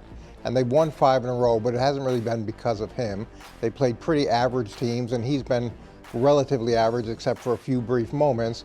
But now here he is in a huge moment with a chance to justify why they gave him all this money, and he's got to prove it. And time has come. That was great. That was good. Yeah. I'll give you that. That's why. Way better than this. Easy win for Coach. I did the whole good loss. That was good, but I liked Coach's. Don't worry, guys. This one's worth 3. Worth 3? Yep. Steelers in Good luck, Cleveland. Coach. Rodgers can punch his playoff ticket. Browns looking for win number 4 to oddly keep the Ravens' playoff hopes alive. Rodgers versus the AFC North this season. 3-1, very comfortable. Who is this a must-win for, Brew? You kick us off here. Must win for Shedeur Sanders and the Browns. If you want to be legendary, you got to beat somebody who's legendary. And that's Aaron Rodgers. All right? I am the only one at this table that believes in Shedeur. When I said a few days ago he should go in the next season with a legitimate shot at starting, you guys laughed at me. I want to draft a quarterback. When I said that, you laughed at me. We did. You we mocked laughed him. at him. Okay? We mocked him. And I bet we did behind his back. Sadly, Kevin Stefanski and many others in Cleveland feel the same way as you guys. So Shedeur has to go out and do something legendary to win them over. And if you beat Aaron Rodgers in a game the Steelers definitely want to win, and you play well, you at the very least, even if they draft a quarterback, you at the very least, I think, go into next season with a legitimate chance to be that starter. This is huge for that young man. Don't rob him of this moment. I like that a lot. Well, being the only person here that's coached for the Browns twice, I'd say that Brew is absolutely right. It is Shedeur Sanders, but for absolutely the wrong reason. Wow. So it's not about beating a legend. It's not about Aaron Rodgers at all. It's about the Pittsburgh Steelers. It's about ruining the Pittsburgh Steelers season, the second to the last week of the season in a meaningful game. It's not Ohio State, Michigan, but it's close. Really? People in Ohio hate Pittsburgh. People hate the Steelers. So as a young quarterback, you go prove that you can beat the Steelers in a meaningful game for them. That's the reason that people will treat him as a legendary win. Supports mine. Yes. I was going to do Excellent. something about how it's a quadruple must-win for Shador, for Brew, for Aaron Rodgers, for Tomlin. It's Christmas, and you know what? What? I just want to throw all my delegates in support behind Coach. Wow. Yeah, I just thought They're Coach had double the best teaming answer. me. No. I thought Coach had the best answer, was a- and I mean, But it was a Coach supplement to very what I rarely, throws his credentials on the table like that. And so the fact that he did. I'm from Cleveland. No, it doesn't matter. I live The fact I that live in Coach Cleveland right now. in the bonus round I'm flying was to willing to say, Cleveland. I coached the Browns twice. That's the reason why Bruce's take is correct. It drives the voice over. You did a great job. A nice gesture. Thank you, Bruce is Rob. right. I have first-hand And thank you experience. for the backup, Coach. That was good supplement to my fair. answer. You're 100% If right. you're watching, do something about this. A travesty. I tried, Coach. The Baltimore Sun suggests trading Lamar Jackson to the Dolphins. That's next. This episode is brought to you by McAfee. Finish your fantasy lineup? No, but I'm joining this paid group chat with insider info. Dude, seriously? Forward it to me. Security alert from McAfee. That group's as legit as that knockoff jersey you're wearing. McAfee's scam detector is available in all McAfee plans for as little as $39.99 for your first year. Learn more at McAfee.com/online protection. Coming up, the Holiday Bowl. This is in 2026. Mark your calendars. January 2nd, number 17, Arizona. SMU, 7:30 Eastern, only on Fox. Welcome back to First Things First on Christmas Eve. We're reacting to a new column in the Baltimore Sun that is very critical of Lamar's preparation and preparedness. And it suggests that the Ravens should draft a quarterback this draft and kicks around trading Lamar to either the Dolphins or the Raiders. That's one of many sort of tidbits in this column. Coach, what was your reaction? Can I just add, and the news we just got, he's also missing practice today with the back injury. He's the only Raven missing practice today. Yeah, well, I'm not surprised that there's more to the story of him missing practice 1 day a week for the last, 7 weeks now? 7 weeks now. So 7 weeks in a row, and I know the article talks about the last time he missed games and missed practice and how that was contract related, so it doesn't surprise me that there's a contract related component to this. It is obviously disappointing, and I'm sure guys on the team, if this is truly the case, they're disappointed too, because they do have an opportunity, or did have an opportunity, I believe, to do something really special this season. And now, if the other components of this article are true too, where he's falling asleep in meetings, or he's not doing the things that you would consistently expect a quarterback to do, whether it's his study habits, whether it's his sleeping habits, whether it's his nutrition, all the things that you expect from a franchise quarterback, that's a really tough situation for the organization as well, because he's two-time MVP, could have been a three-time MVP. He gives you the best chance to win a Super Bowl because of how he plays. But part of that is working in conjunction with each other. And if you're going to invest that type of money, you've got to be on the same page with the quarterback and the head coach. And it doesn't seem like that's where things are. Yeah, the contract stuff is interesting because it's being implied in the article that Lamar maybe not practicing some of the week is related maybe to contracts. Like a quiet protest. Yeah. Is what it implies. But also, we know this was leaked. If the writer knew it beforehand, he got permission from somebody with the Ravens to write it, or it was just leaked to him this week or whatever. But I wonder if that also, because the story said they're in contract negotiations. Mm-hmm. Is that also on the Ravens side some contractual negotiating, so to speak? Like because this writer, I don't know that he's putting out there that they should consider trading Lamar, or I would trade Lamar if he's not getting some inkling of that from the organization. I mean, to me, it sounds like if we consider is Lamar negotiating for this contract through maybe not practicing, then we also have to consider, did the Ravens leak this and leak something about maybe we'd be open to trading him or something like that and drafting a quarterback? Is that kind of negotiating as well? Yeah, well, Lamar doesn't have an agent, so for the reporter to learn that they were negotiating, either Lamar would have had to tell the reporter, which probably didn't. And this article doesn't feel like he and Lamar have a great relationship. Right. So that had to come from the organization. And then all these other components, none of it makes Lamar look good. And to know what Lamar is doing in meetings, that either comes from someone in the building, coach or player. And again, from a negotiating standpoint, none of this helps Lamar. So it's got to be coming from. Well, look, quickly, Nick, the bottom line is with this, I mean, this is an explosive article. And we've seen things, come together in many organizations before.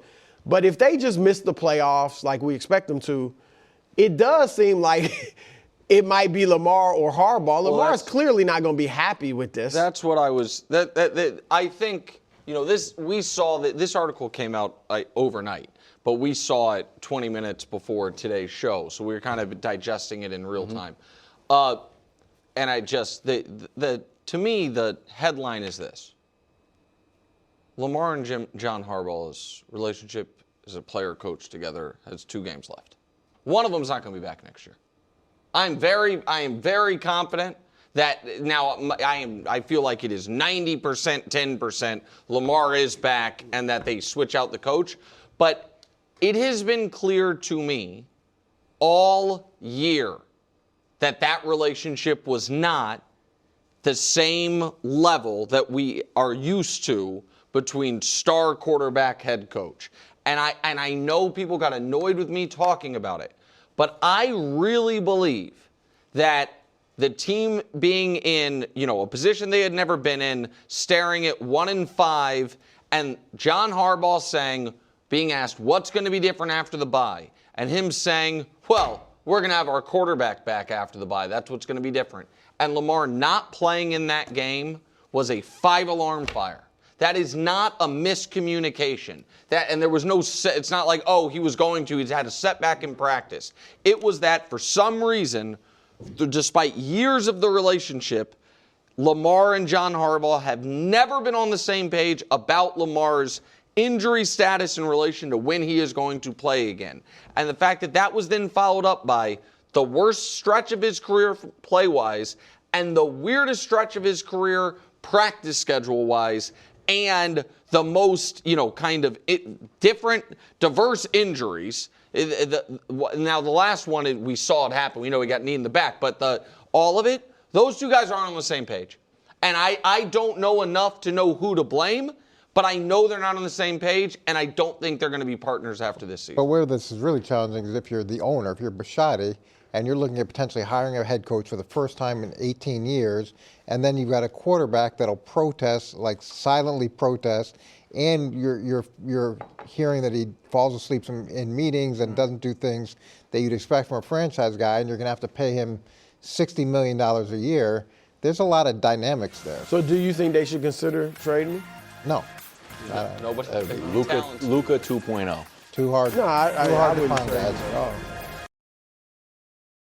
Live from New York, it's the show that's wishing you a very Merry Christmas Eve. Indeed. Fresh from First Things First Overtime. Does anybody want to share some holiday warm wishes or just? Yeah, sure, I'll do it. Go ahead. Yeah, go for it. The audience of this show is nicer than any other audience of any show. And the people who really, really like this show say really, really nice things, and it makes us all feel good. Any show? And we appreciate it. I think they're the nicest audience. Mr. Rogers not on the air anymore. We now have the nicest audience. I'll second that. I mean it. Like the people who are really into this show, in usually the internet's like a toxic sewer of negativity. People are really into the show, really vibe with this show, and we really appreciate it. They're even starting to be nice to me online. I know. That's a good barometer. They're like, I used to hate that guy. It's true. But we like him now. They're coming around. Well, one of the reasons, because of this upcoming segment. Today, on First Things First, overtime, well, Eagles-Patriots, are they underrated? Well, find out in one of the coolest segments in all of sports television, the fresh edition of Packed Stats. Meanwhile, what's next for Lamar? Danny reacts to this latest bombshell column that suggests trading Lamar to the Miami Dolphins. Let me give you a spoiler alert. Don't do that. Thanks for spoiling the B-block. Sorry, still tune in, but that is a horrible idea. But right now, we're headed to San Francisco, where the Chicago Bears will be Sunday night. 49ers control their own destiny to the 1 seed. Bears would be just under 60% for the 1 seed if they win out. Here's Caleb on his goals. I get drafted here. Told that I'm not a special player. Told that I'm not, a good fit here. I'm told that, coach and I won't work. I've told, I can't win here. I do take a little satisfaction and things like that. And, being able to help this team, help this organization, be a part of it, to get to the playoffs. And, my goal isn't to just get to the playoffs. My goal is to win and win big. Okay. Which team is more likely to make a run to the Super Bowl out of the Bears or the 49ers? So I think it's the Bears. I do. Wow. What is I figured you'd be shocked. I figured you'd be shocked. But no, listen, it's wide open. I do think that the Niners' offense is incredible. I've loved Kyle Shanahan and given him credit for years. They've got a very high ceiling. I think this is going to be a high-scoring game where I'm not sure that 30 is going to be enough to win this game between these two teams. I think both teams will move the ball at will. I think the Bears coach is quickly approaching Kyle Shanahan levels. Like, I do really believe in Ben Johnson, the play caller, at that. I think Caleb is playing his best ball. The Bears defense is healthier, and they have an advantage of if you have to go to Soldier Field and play in Chicago in January, that's just an added advantage that benefits them that the Niners don't have. So I think it is wide open in the NFC, and I think the Bears, the Niners, the Seahawks, and the Rams are in a grouping of teams who all can realistically say, we can represent the NFC in the Super Bowl. Bears win 2 games, Seattle loses 1, playoffs go through Chicago. I agree it's wide open, and obviously playing in Chicago, if they got home field, would be a huge advantage. So I'll give you that. But I'm going to go with the Niners because defensively, their defense, while it's not great, at least statistically, it's the 11th best scoring defense in the league. Chicago's 19th. All right, so neither defense has been great, but I'll go with San Francisco statistically over Chicago's. And then Brock Purdy is just playing better throughout the course of a game. Now, obviously, Caleb's been heroic, but he isn't as consistent. And Purdy's been there. This will be Caleb's first time in the playoffs. Obviously, the big moment doesn't rock him, so he can maybe, be ready for the moment. But Purdy, I just think his consistency throughout a game, and he's played in some big, obviously, the freaking Super Bowl. But even before that, he's had comebacks, in the NFC playoffs to get to the Super Bowl. So I think because of the consistency of San Francisco's offense and then their defense being slightly better, I would go with them. And home field, they could have the freaking Super Bowl in their place. Right, they could play a home game in the Super Bowl. And I'll concede that Purdy is more consistent. That is undeniable. I do think the numbers lie a little bit about the Niners defense. Like, the Niners injuries are season-ending injuries. Warner's not coming back. Bosa's not coming back. Mikael Williams is not coming back. Multiple cornerbacks are on the IR. The Bears have had a lot of defensive injuries, but guys are just started to come back. Tremaine Edmonds came back last week. Jalen Johnson just came back. Tyreek Stevenson just came back. And the Bears, we know what they do with the takeaways. The only good offense the Niners have played in the last 2.5 months is the Rams, and they scored 42 on them. So maybe I'm wrong. Like, maybe the Niners defense is the 11th best, and they'll stymie the Bears' rushing attack. But I don't think that's going to be the case. I think their numbers have been propped up by playing Cleveland and Tennessee and teams like that. This is a tough one for me, KW, because what do they call me? Mr. Consistency, of course. Yeah. So I think the audience would expect me to say, obviously, the Bears, because I thought the Bears could make the Super Bowl last year when Caleb Williams was a rookie. I, somewhat famously, call me Brock Purdy skeptic of the show. And I, really like Caleb.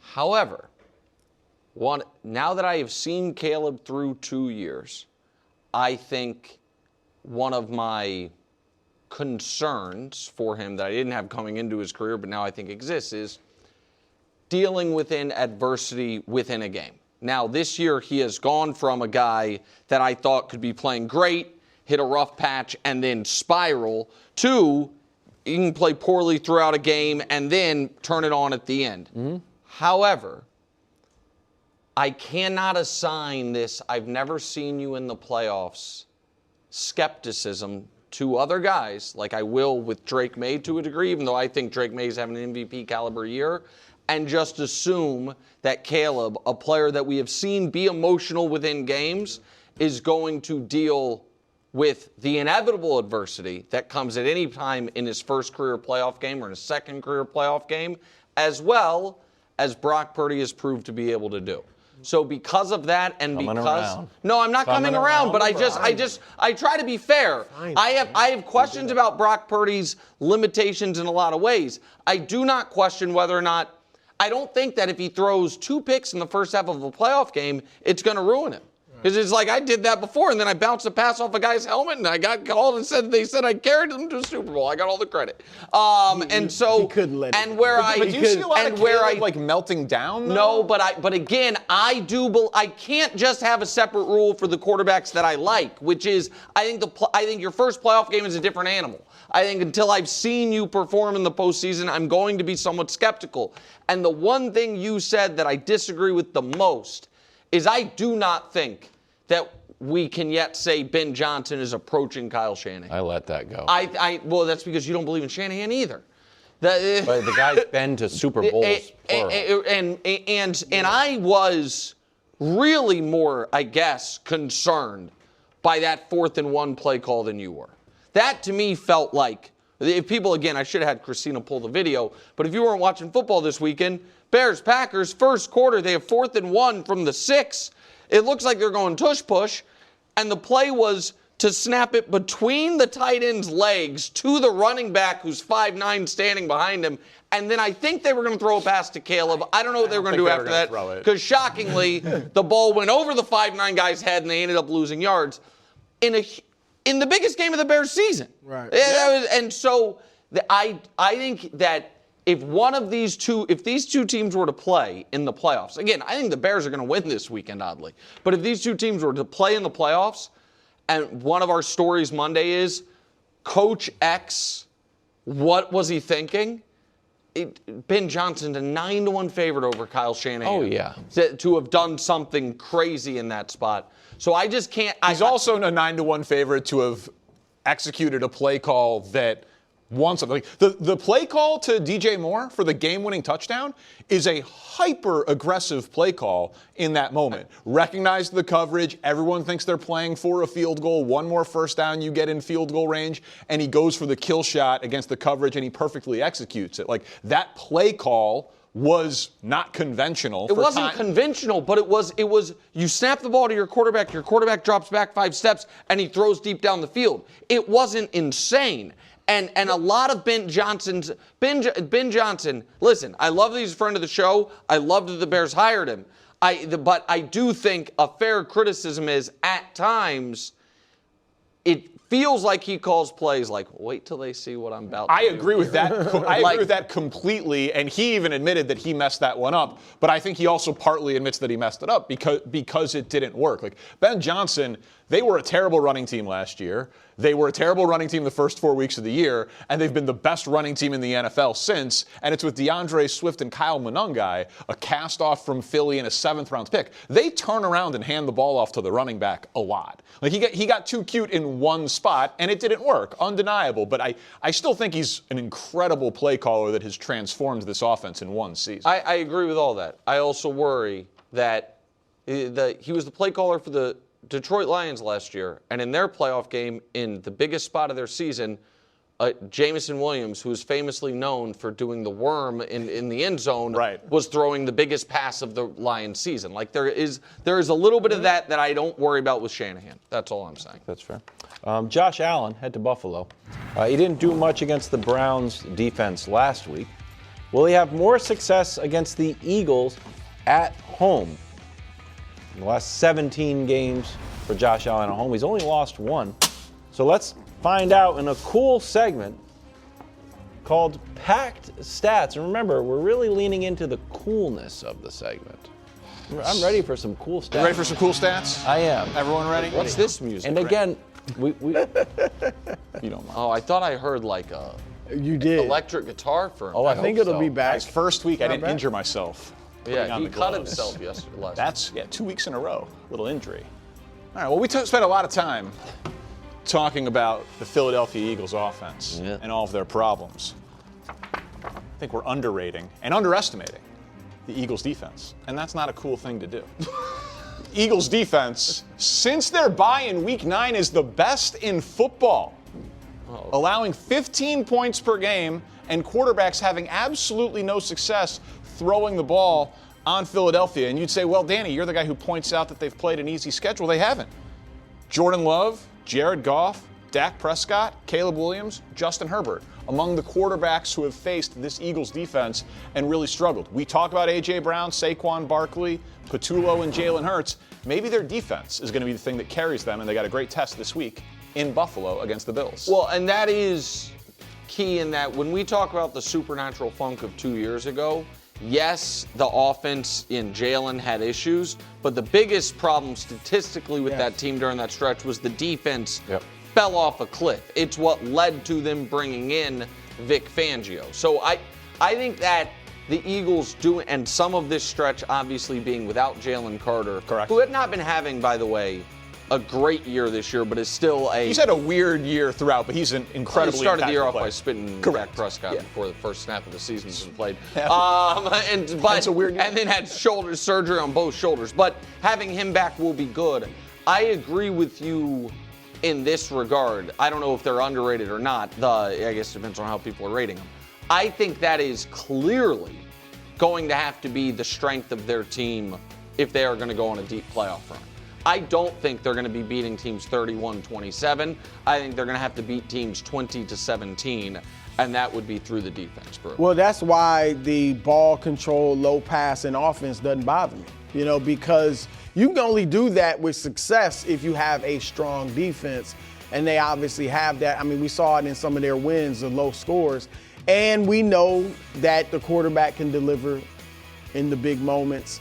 And we'll see. I mean, I don't want to jump off 3 games, but maybe the run game is starting to return, and that would fit perfectly with this defense.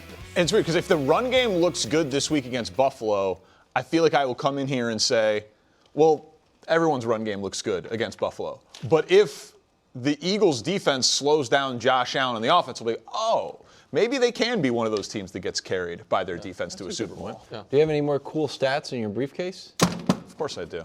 Are you going to do the, what's cool? Whoa! What are you doing? Whoa. What? He didn't. You know do it what's for the not cool? first Stepping one. on. Well, He didn't do it for the first one. No, you should have. No, I do it for the second and the third one. Well, you should do it for all of them. You know what's cool? He sets up, Wild sets up. You know what else is not cool? Stepping on your friend's bits. No, be cool. Oh, you know what's cool? Passion. You know what else is cool?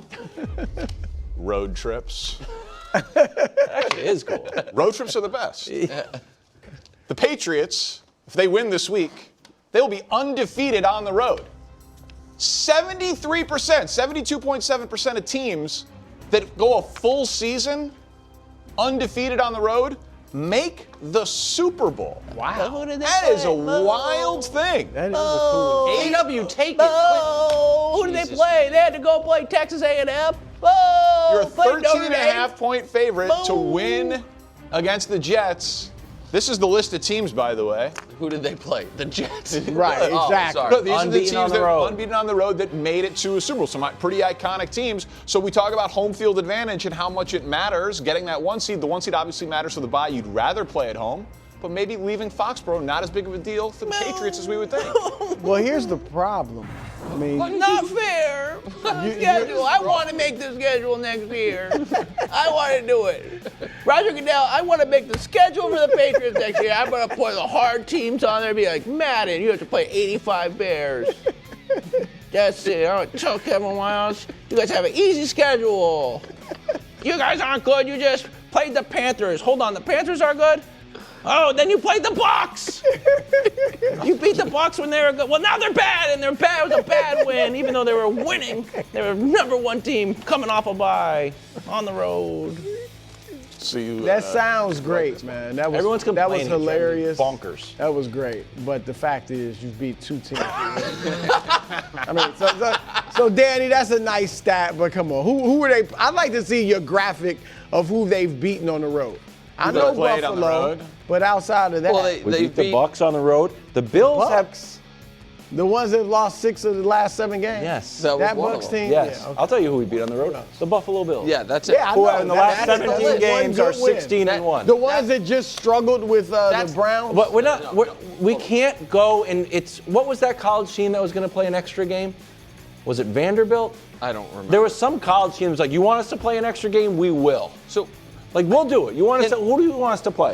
hold on. Chiefs. Can we want to play? Can I make a request? So we'll first get of there in all, the playoffs. I would love if to. your overall point is they don't need, I guess is what it is. They don't need home field to reach the Super Bowl. That's right. I agree they don't have to have it. I disagree that I don't think they are quite, and I don't think Kevin Wiles does either, the caliber of most of those other teams we saw on that list. It was the back-to-back champion Niners were on that list. Obviously, the defending champion Chiefs were on that list. 07 Patriots. The 07 Patriots who 01 didn't win Rams. this. You're right. So that part, Brady's I didn't quite agree. I don't think I put them in that group.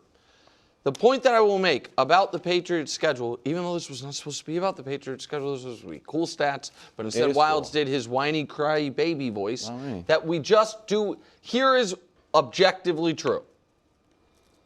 We are 16 games into, there's 16 weeks into an 18-week season. We have a pretty good idea, based on records, who's good and who's bad. Based on record of your opponent, the Patriots have played the easiest schedule in football. Not based on any advanced metric, just based on all the teams you've played, their wins and their losses. It's been the easiest in football. Now, the second easiest in either the AFC or all of football is Denver. And it doesn't get thrown at Denver the way it gets thrown at the Patriots. So I do think that at times it can be overstated.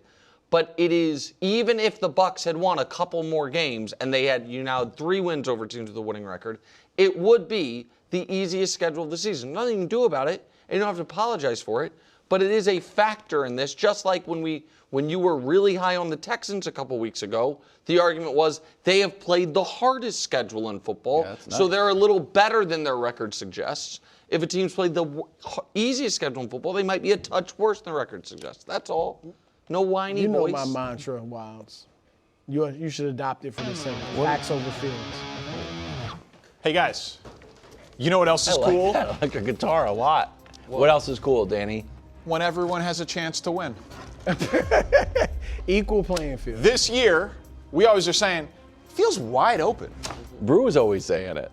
9 teams are 11 or 4 or better. The most in the history of football since we had at least 16 games on the schedule at this point in the year. So factually, by the data, it is more wide open than ever. Technically, 10 teams are still eligible for the 1 seed. Now, that is obviously very unlikely to happen, but we can show you. What's unlikely to happen? Well, for all 10 teams. I would say.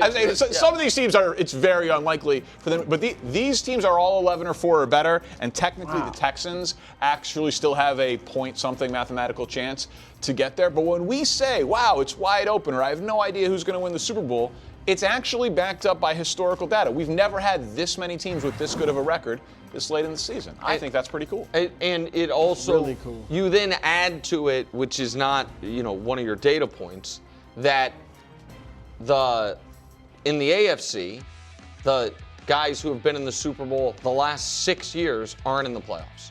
Now, 5 of those are Patrick, but one of them's Joe. Seriously, and so that adds to it feeling wide open. It feels wide open. It would feel less wide open if 3 of the teams in this bucket, were Lamar, Joe, and Patrick. Then if you are the Jags, Darnold, Bo Nix, Trevor, you feel worse than it does. So I agree with this. It feels the 08. I keep bringing up Brew, the 08 season, because that was the year Brady blew his ACL and the Patriots missed the playoffs. Man, that year the 9-7 Cardinals made it out of the NFC. A Steelers team that I don't think won their division that year made it out of the AFC. It felt open in that regard. And Peyton's Colts were the wild card because the Titans with Kerry Collins were the 1 seed. It was a weird year. This year feels very similar in that regard. Now, look, this has been my mantra all year. It is wide open. It's going to be an incredible playoff. And I do think because of Brady and Mahomes, we've gotten into this field sentiment of you need to get to the Super Bowl, you need this all-time great quarterback. Not necessarily. That hasn't been the case historically, and maybe this is a year where somebody surprises. Now, it might end up being Josh Allen against Matt Stafford. Yeah, and it'll end up feeling like a lot of other years. But at this exact moment, heading into Week 17, we've never seen a league like this. You know how we do letters for the Bud list? We are accepting letters, and please write down who you want the Patriots to play in the playoff bracket. How do you want? I will take them over myself to the league office and see if we can. Who I would like the Patriots to play. Well, certainly I don't want to just. I would like them to play the Bills. Sure. Great, we're 1-1 against the Bills. Yeah, that would be fantastic. And I just want to know who we're allowed to beat on the road to the Super Bowl. It's going to be a much tougher schedule next year. So if we win the Super Bowl, oh. Man, I thought my stats you win it, you get all love, man. It's easy you get all love. No, won't be easy. Won't be easy. Mahomes you don't want your It'll final be legit. words before Christmas on this show to be whining. No, I was gonna do. You don't want him to be bah humbug. I'm not bah humbug at all. I'm happy that we got an easy schedule. Merry Christmas, everybody. More First Things First overtime after the break. Welcome back. We have a significant story developing in Baltimore. Mike Preston, a longtime columnist with the Baltimore Sun, dropped a banger yesterday on the drama surrounding Lamar, John Harbaugh, and the team. Ravens Lamar Jackson are at a crossroads. Can the 2-time NFL Most Valuable Player ever get over the hump in Baltimore? So, guys, there's a ton to react to here, and it's a long piece, but I wanted to highlight a couple of key areas from the story just for the audience who maybe hasn't read it. And we can throw it up because I want to give the full context here before I give you kind of my take on it. But it says, the breakdown of an NFL player's body is natural, but Jackson could help himself. He doesn't need to be up late at night playing video games or falling asleep in team meetings. He needs to train more around the castle instead of only attending mandatory minicamps where he disappears after one day. Later in the piece, Preston writes, a major problem, a lot of it on the Ravens, is that there are team rules and then there are rules for Jackson. That's why Baltimore practices in the heat of the afternoon instead of the morning. Now listen, I'm a Bulls fan from Chicago. I remember when Sam Smith wrote a book literally called The Jordan Rules. Yeah. It is not unique for a superstar player to have some form of preferential treatment, but the trained journalist in me, though I'm just a talking head on TV now, tells me that this is not exactly Adam Schefter here. Longtime respected columnist, but he's not known for breaking news each and every week. So for him to have these very specific details, staying up late, time of practice, falling asleep in meetings, someone with the Ravens wanted this to be out, which tells me things are really bad in Baltimore. That's my read on it from a media standpoint. Coach, your reaction. Well, we've seen what's this now 7 weeks in a row where he's missed a day of practice. And that happened again today. Yes, and then there's no injury distinction at the end of the week, and there's inconsistencies as to why he missed. From Lamar's perspective versus the coach's perspective. So that's been strange and notable. And you remember a few years ago, prior to him redoing his contract, he missed some games and in almost a very similar style. So some of this could be contract related. They're going to have to make a decision as to are they going to push some more years onto the contract because the number next year really isn't something that's sustainable, or what are they going to do? So they're at a crossroads from that perspective, and this could be a little bit of a negotiating ploy, in the sense of, hey, these are the problems that this guy has. Maybe he's not everything we want him to be. Nothing good is going to come from this, and I'm sure there's going to be layers that come out that we're going to see here as his side speaks up. Yeah, I just don't buy it. Like, Lamar Jackson's a 2-time MVP. I'm not worried about his preparation or his commitment to his body. May he have some maturity issues? Sure. He's 28 years old. I can't say I was the most mature man at 28 years old. Nevertheless, I sit here and I say, man, I think the structure has failed the Ravens, not the system. Meaning they couldn't account for Derrick Henry having ball control issues. They didn't think Matabikwe was going to, hurt his neck to the point where he's possibly thinking about retirement because of all the injuries he suffered. They didn't account for Lamar Jackson to have nagging injuries. I mean, week 1 against the Buffalo Bills, they were up 15 points, and that game got away from them, but they looked dominant, right? And so as we continue to unpack this team, I think they're just going through a bad spell. I don't think they're in a crossroads. I think sometimes in a marriage, you go through rough times. This is the rough times. And I understand from John, if you're looking at John Harbaugh, you're saying, man, this potentially is his third losing season on a team that was considered to be a Super Bowl contender and a roster that was ready to win now. I get all that. But I look at other teams who had to reset, like the Giants, right? They let go of Coughlin with 2015, 2016. They're still looking for their head coach and their quarterback. Sometimes you just got to steady the ship. Sometimes you just got to ride that wave and get out on the other side of it. And, yeah, they have to be better. The offensive line had Ryan Stanley. They gave up 41 sacks. That's not good. The defense was spotty all year. But there's things that are fixable. I don't think you just blow it all up solely because you had a year that you were expected to win and you didn't. Well, listen, I will be floored if they trade Lamar Jackson. Now that he has also been paid a ton of money and, yes, would probably be due an extension on top of it, are you going to give up 3 first-round picks? We're a couple of years removed from no team being willing to give up 2 first-round picks and doing the contract. So I don't think you part with a guy 1 year removed from an MVP, but I understand you saying you weren't the most perfectly mature player in your playing days, but you also weren't the quarterback making a couple $100 million. Like, how would you have reacted if your quarterback fell asleep during a team meeting? I've seen other guys. The quarterback falling asleep during a team meeting. You've probably seen that. but my point, all guys go through it. I fell asleep. I've seen guys who are future Hall of Famers fall asleep. I've seen guys not go to, let me say this, go to spring training and not put their best foot forward. They treated it like a vacation. They were forced to be in the building, so they stayed in the building, but they didn't necessarily lead by example. So everything that in those articles doesn't make me shift like Lamar Jackson's on the decline.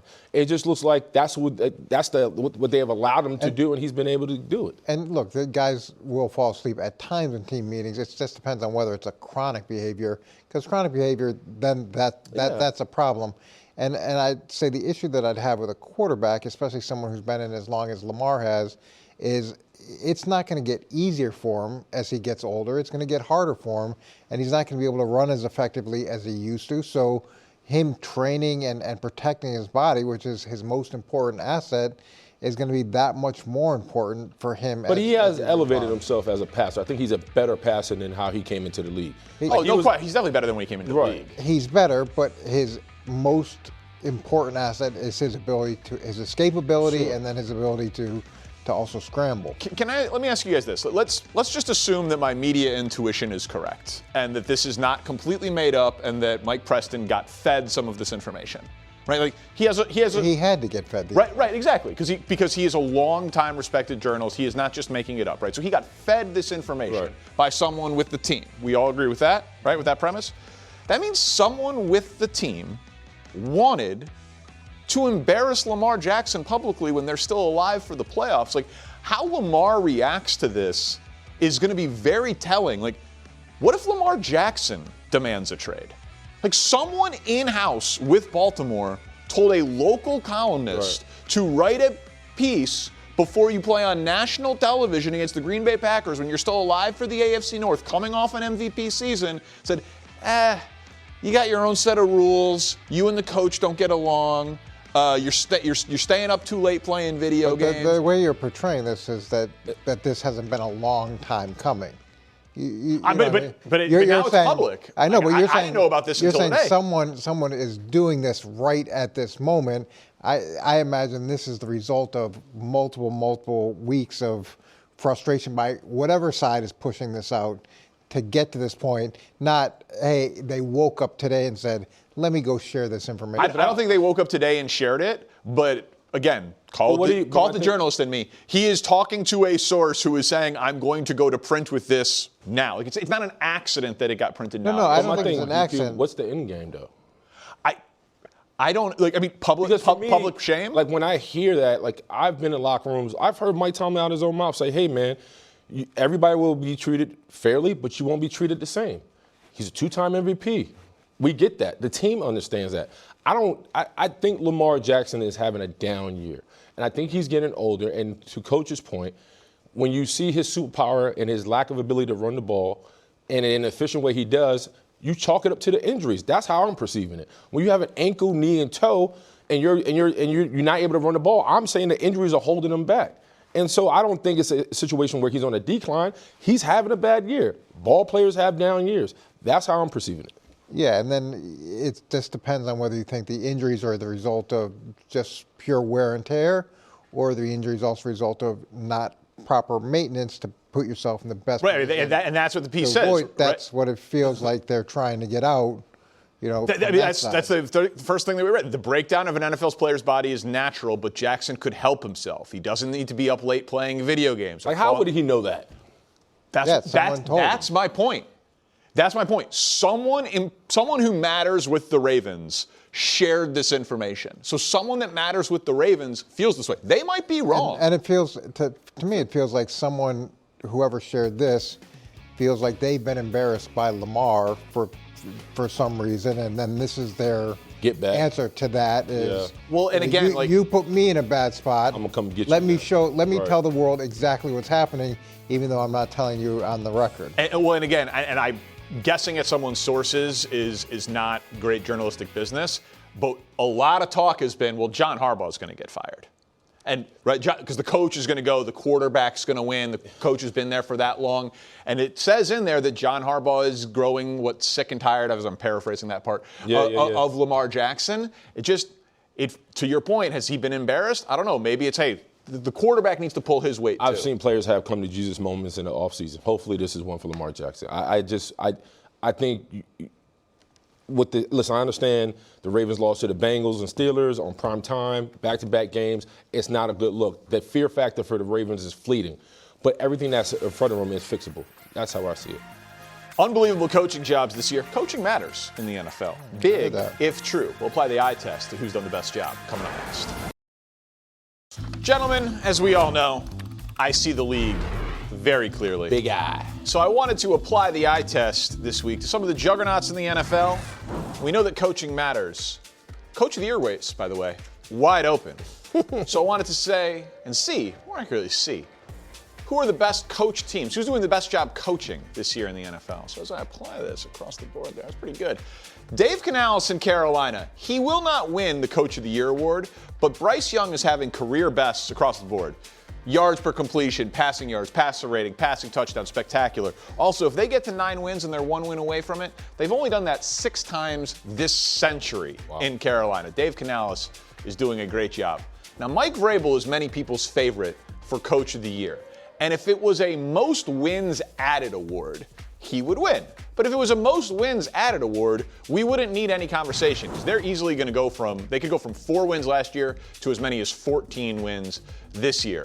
I personally think more of the development for New England has been on the offensive side of the ball, which is why I would vote Josh McDaniels for, there's now a new award for the like assistance coach of the year. Okay. To me, I would give a little bit more credit to Josh McDaniels than Mike Vrabel.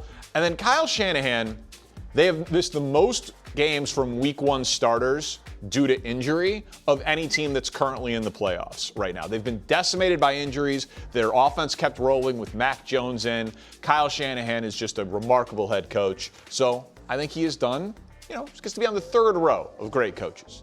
But as we advance here, as I see the league clearly, this, by the way, proves that I'm not biased. Because Ben Johnson has not had the best coaching job in the NFL. It's top 3, and it's incredible. Ben Johnson has transformed Caleb Williams, the culture in Chicago, their running game, their belief, and I now am locked in to the Bears' social media channels after games, waiting for my good, better, best. Yep. It's just an unbelievable, the culture, he's taking his shirt off. He's feeding the city of Chicago, he's embracing it. He's calling, we're going to play our best ball at the end of the year. He's been absolutely amazing. He's the best coach of the Bears in my lifetime. Not the best in the NFL this year. Mike McDonald might be. I'm not giving him coach of the year. I'll reveal that one in a second. Ex-Ravens, They won, ex-Ravens, right. They won 10 games last year.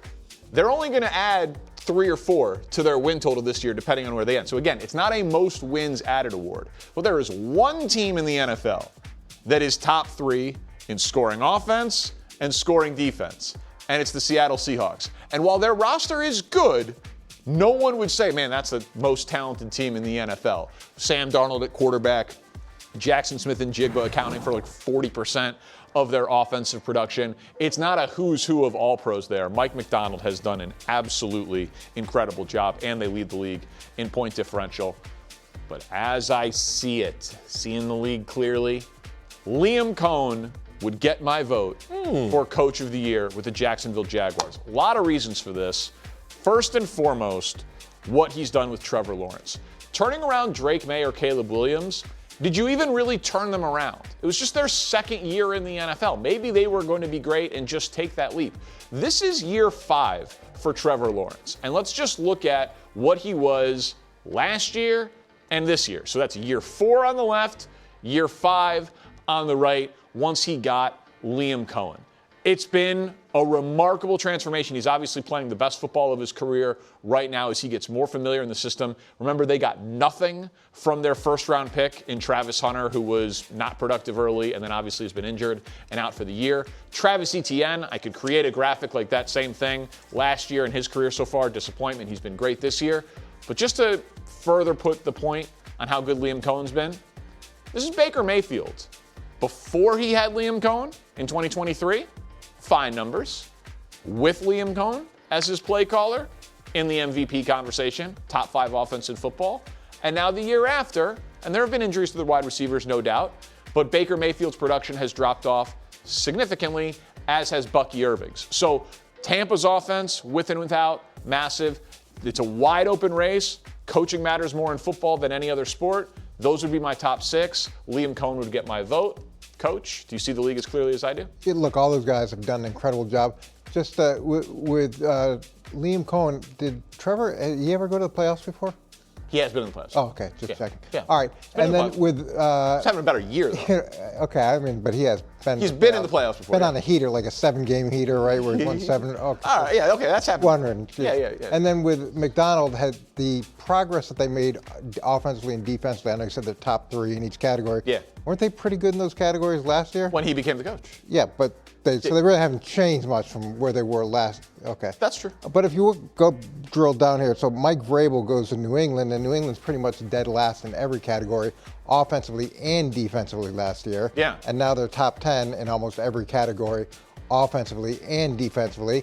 And granted, their schedule's been a little bit lighter, but this is the easiest in the NFL. A year removed from taking over from a legend, and things were about as dysfunctional as they could have been in New England. And now they've got a chance for the number 1 seed. Put that all into perspective, so all those accomplishments, and they lead the league right now in salary cap space. So they have the opportunity to not only be very good this year, but have a ton of money to go be better next year. Applying the eye test to coaching might have been a backfire. You want the magnifying glass, coach? You see it clearly. Willie, you see it the same way I do with coaching? Well, I'm shocked. For a guy that loves Justin Herbert, I don't see Jim Harbaugh on there. And I'm trying to say, They might get the number 1 seed, too. Right, this is unlikely. What he's been able to do. I mean, his resume speaks for himself. He turned around the Niners, went deep in the playoffs with them. But if we're talking about this year specifically, 27 different O-line combinations, was able to get it done. You're talking about early injuries, or Marion Hampton, Khalil Mack, Herbert with the broken hand. And look at the bottom line. Slater, all 11-4 through 15 games since 2018. All he does is build, win, and conquer.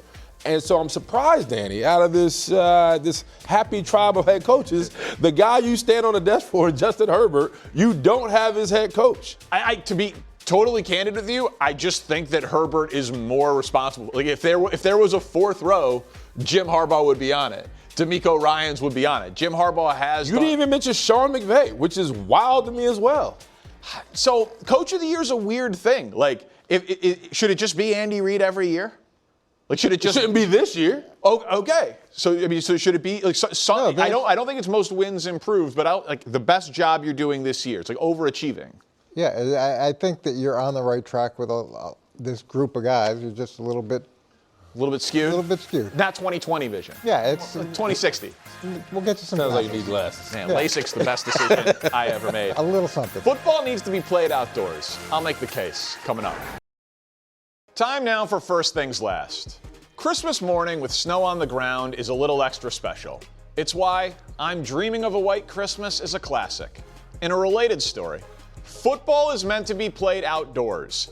And I hate that as all of these teams jockey for new stadiums, iconic cold weather franchises are clamoring for the comforts of a dome.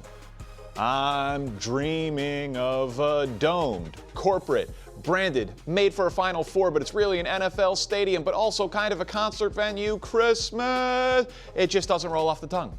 So yes, it bothers me that the Bears are leaving Soldier Field for a domed stadium in reportedly Indiana. And to be clear, Soldier Field has its issues, but the monsters of the Midway in the Windy City should play professional football outdoors. And it's even worse that the Kansas City Chiefs are leaving Arrowhead, for my money, a perfect cathedral to football that is the second best atmosphere in the league behind Lambeau, for a retractable roofed stadium in Kansas. Side note, let's be clear. This is happening for one reason and one reason only. Money. Kansas is reportedly pitching in nearly $2 billion to attract the Chiefs across state lines. Teams should not get public funding for a stadium if the public doesn't own the stadium. Study after study show this does not lead to more economic growth, rather, more profits for billionaires. So pay for the stadiums yourselves. But back to the weather. Honestly, this is also you can host the occasional Final Four and a Super Bowl? Because let's be clear, cold weather cities won't be in the regular rotation for Super Bowls with Miami and New Orleans. The league and its partners want to travel to warm weather cities in February. So shout out to the Buffalo Bills, who are getting a new stadium, but in a sort of compromise, making their new home open air with some coverage for the fans, so the players still need to deal with the elements of Western New York, while the paying customers get some added comfort. My proposal is simple. If you're a cold weather city and you want a new stadium, it either needs to be open air, or if hosting a Final Four matters that much to you, pay up for a retractable roof. Because I never want to see Lambeau Field with a roof. Merry Christmas. I hope it's a white one. Thank you so much for hanging out with us on the OT. That's all I've got. Have a Merry Christmas. And remember, we're back for a special the day after Christmas, starting at 10 a.m. Hey, Ryan Reynolds here from Mint Mobile. You know, one of the perks about having 4 kids that you know about is actually getting a direct line to the big man up north. Mm-hmm. And this year, he wants you to know the best gift that you can give someone is the gift of Mint Mobile's unlimited wireless for $15 a month. Now, you don't even need to wrap it. Give it a try at mintmobile.com/switch.